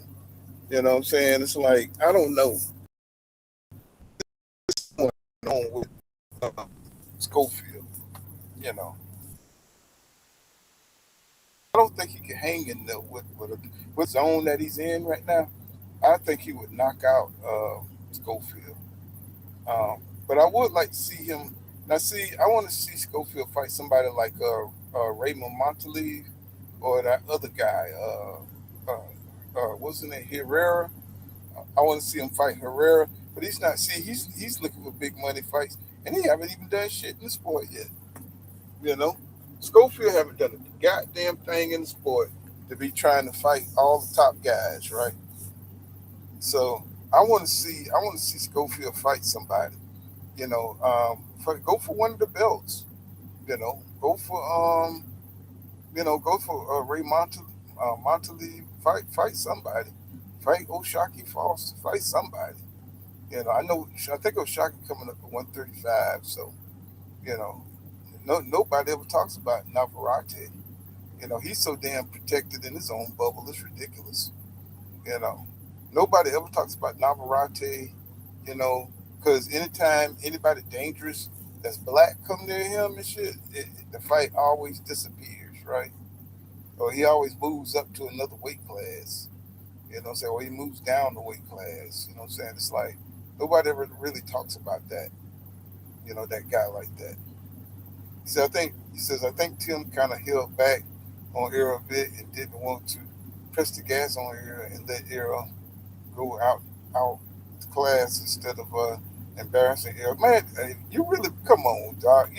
I know you know better than that. I just think Tim ain't have the win to do it. If he could have knocked EJ out the ring, I think he would have done it. You know what I'm saying? It's like he was really trying to be nasty and all the elbows, and he tried to rough up EJ. He tried to I don't really see that, Doctor. I disagree with that 100%. I didn't. Maybe I'm wrong. I don't know, but I didn't see it, man. I thought Tim was like really trying to get him up out of there. I think he was trying to embarrass EJ.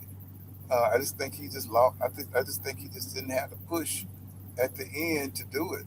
You know, he was strong in there. Don't get me wrong, but Tim Tszyu ain't 100% either. So just had two damaged fighters, and Tim was the fresher fighter.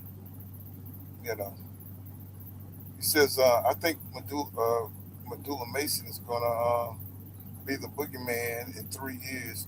Shit, I think he's the boogeyman right now. You know what I'm saying? Because Abdullah Mason willing to fight anybody, anywhere, at any time. So that's what makes him special, though. Every generation we got a fighter to replace another fighter, replace another fighter that's willing to fight. You know what I'm saying? And hard nosed and ready to get into the ring. Abdullah Mason's one of them kind of fighters. So I'm looking forward to seeing this next fight. That Albert Bell guy was bad. Was a bad little dude too. I think Andy Cruz just won his last fight. So and he wanted it. I think he went down. I think didn't he drop down to 130. I think he dropped down to 130. So Andy Cruz he went down. So let's see. But it's gonna be good to see who the next opponent gonna be for Duran Bucenis. Um, I think he's gonna be the next superstar in boxing. Does he's got a fast rising hate group that's on his heels right now. Um, they do not like Jerron Bucenis. All the ones that tend to like really want to fight the best, they're highly disliked. They are highly disliked. But we'll see. But I think Boots gets a lot more criticism because they compare him to Crawford, and a lot of the Budites they don't like that. That he's being compared, to Crawford, because they put Crawford on Mount Rushmore, and for Boots to be compared to Bud is blasphemy. It's blasphemy to the Budites. You know. He says, "Oh, you really think he could have stopped him? Stop Errol. He was backing Errol up most of the fight, and Errol wasn't taking Tim punches too well. I'm not saying Tim is an elite fighter. No, I'm not saying you're saying he's an elite fighter. I'm just saying that I thought he was trying to take him out. I just think Tim was shot too. I don't think he was. I mean, I think he was trying to do everything he could to take EJ out. I seen him putting combinations together. I saw him like putting, trying to lean on the back of his head, all kind of shit, trying to hit him in the back of the head, trying to catch him off balance. He was trying to knock EJ out. I mean, I don't know. I don't know what fight you were looking at, Darkin, but Every time EJ would fall off balance, he was trying to knock his head off. Um, you know, I mean, are you from Australia? You got to be from Australia. Do you got kangaroos in the backyard or something? I don't know. I didn't see that dark, and I really didn't. Um, I mean, I really thought Tim was like pouring it on, and he thought EJ would crumble. But EJ was just strong enough to go to 12 rounds. Just strong enough to go to 12 rounds, man. That's what I saw. You know, that's what I saw. Let's see where. I don't know why. I was trying to drop the link earlier, but I didn't. My link. Let's see. Summarize. No, I don't know why. I couldn't even drop a link today. Let's see. Let's see. I don't know. Let's see. This string. I mean, this is not string yard, but the studio. This restream thing is weird. Let's see. Oh, maybe refresh.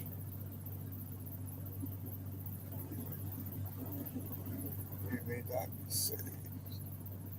Reload site. Change you may not be saved.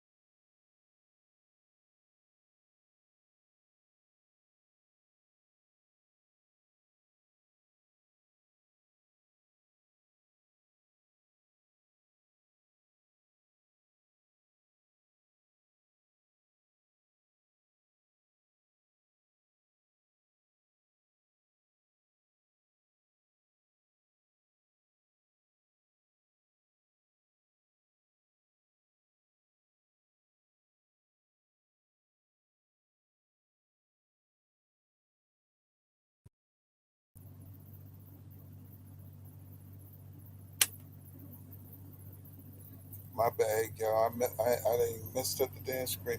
But we're gonna wrap it up. Said my homie said he thought Tim spared, huh? So I didn't see it. I didn't see it, man. You know, I didn't see it.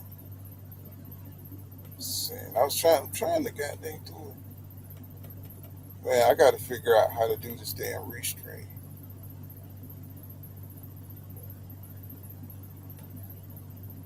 But we're gonna wrap it up, man, because my shit ain't responding. Let's see. Let me see. Whoa, wait a minute. Here we go. Let's see. I'm trying to see if I can send a link out in case anybody wants to say it. There we go. Hey, it actually went through.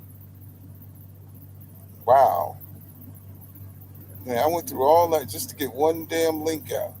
So if you want to come up and you want to speak on this career and everything like that, you know what I'm saying? I just dropped the link, you know what I'm saying? So you know how I do, you know. I don't know. I think Tim Tszyu, he got the EJ name on his resume. I don't think it's gonna do him anyway. I don't think it's gonna do him any good. Um, cause given EJ position in boxing right now, so it's not really gonna do him a whole lot of good. So he can get the name all he want to. It would have meant something. It would have meant something 3 years ago. Right now, who can Tim Tszyu really fight right now? Unless he's gonna fight somebody like I guess his next fighter gonna be like Eric Lubin. Maybe a fight of Eric Lubin. You know what I'm saying? Maybe a fight Swift. Maybe a fight. He's gonna go for all retired fighters. All semi-retired fight. Maybe he'll try to fight Thurman or Danny Garcia. You know what I'm saying? These are the fighters that he's going to try to hunt after, right? I don't know. I don't know. I don't see him rematching Fundora. I don't see him rematching, anybody. Jerron Busin. I'm not rematch, but I don't see him fighting Jerron Business. I don't see him fighting nobody like that. So, I mean, is he going to retire after this? Is Tim Tszyu going to retire? You know, I just don't see it. I just don't see it. But y'all, I'm gonna wrap this up. You know what I'm saying? I gotta get to work and everything. Can y'all hear me? Hopefully y'all can hear me. But yeah, I'm gonna go ahead and wrap it up, y'all. You know, feel kind of bad about this with EJ, but it happens to the greatest of them. So it is what it is. I just wanted to come on and wrap it up, and what I'm saying, and get some of your thoughts and feelings about this. You know, I know everybody probably feeling pretty sad about the shit, but you know, this happens in boxing. You know, hey, I'm celebrating it, man. He's doing good. You know what I'm saying? Hope the best for him. But now we got, like you said, it's a new generation. You said Spence didn't look good out there. No, he didn't. Nah, he didn't. We just spent 2 hours talking about it. You know, but he gave the best that he could. That's all he had. You know, that's all he had left. Expiration date. It's over. So it is what it is. But like I said, we're gonna wrap it up, man. I'm gonna go get me something to eat. You know what I'm saying? Hey, I'll see you guys in the next live stream. I'll go ahead and get my StreamYard back so I don't have to be scuffling, through this. But I'll see you guys in the next one. I appreciate everybody coming through. And yeah, you know what I'm saying? Goddamn EJ the truth retires, bro. Peace out, everybody, man. Thank you. Yeah, me too. I'm still a fan too.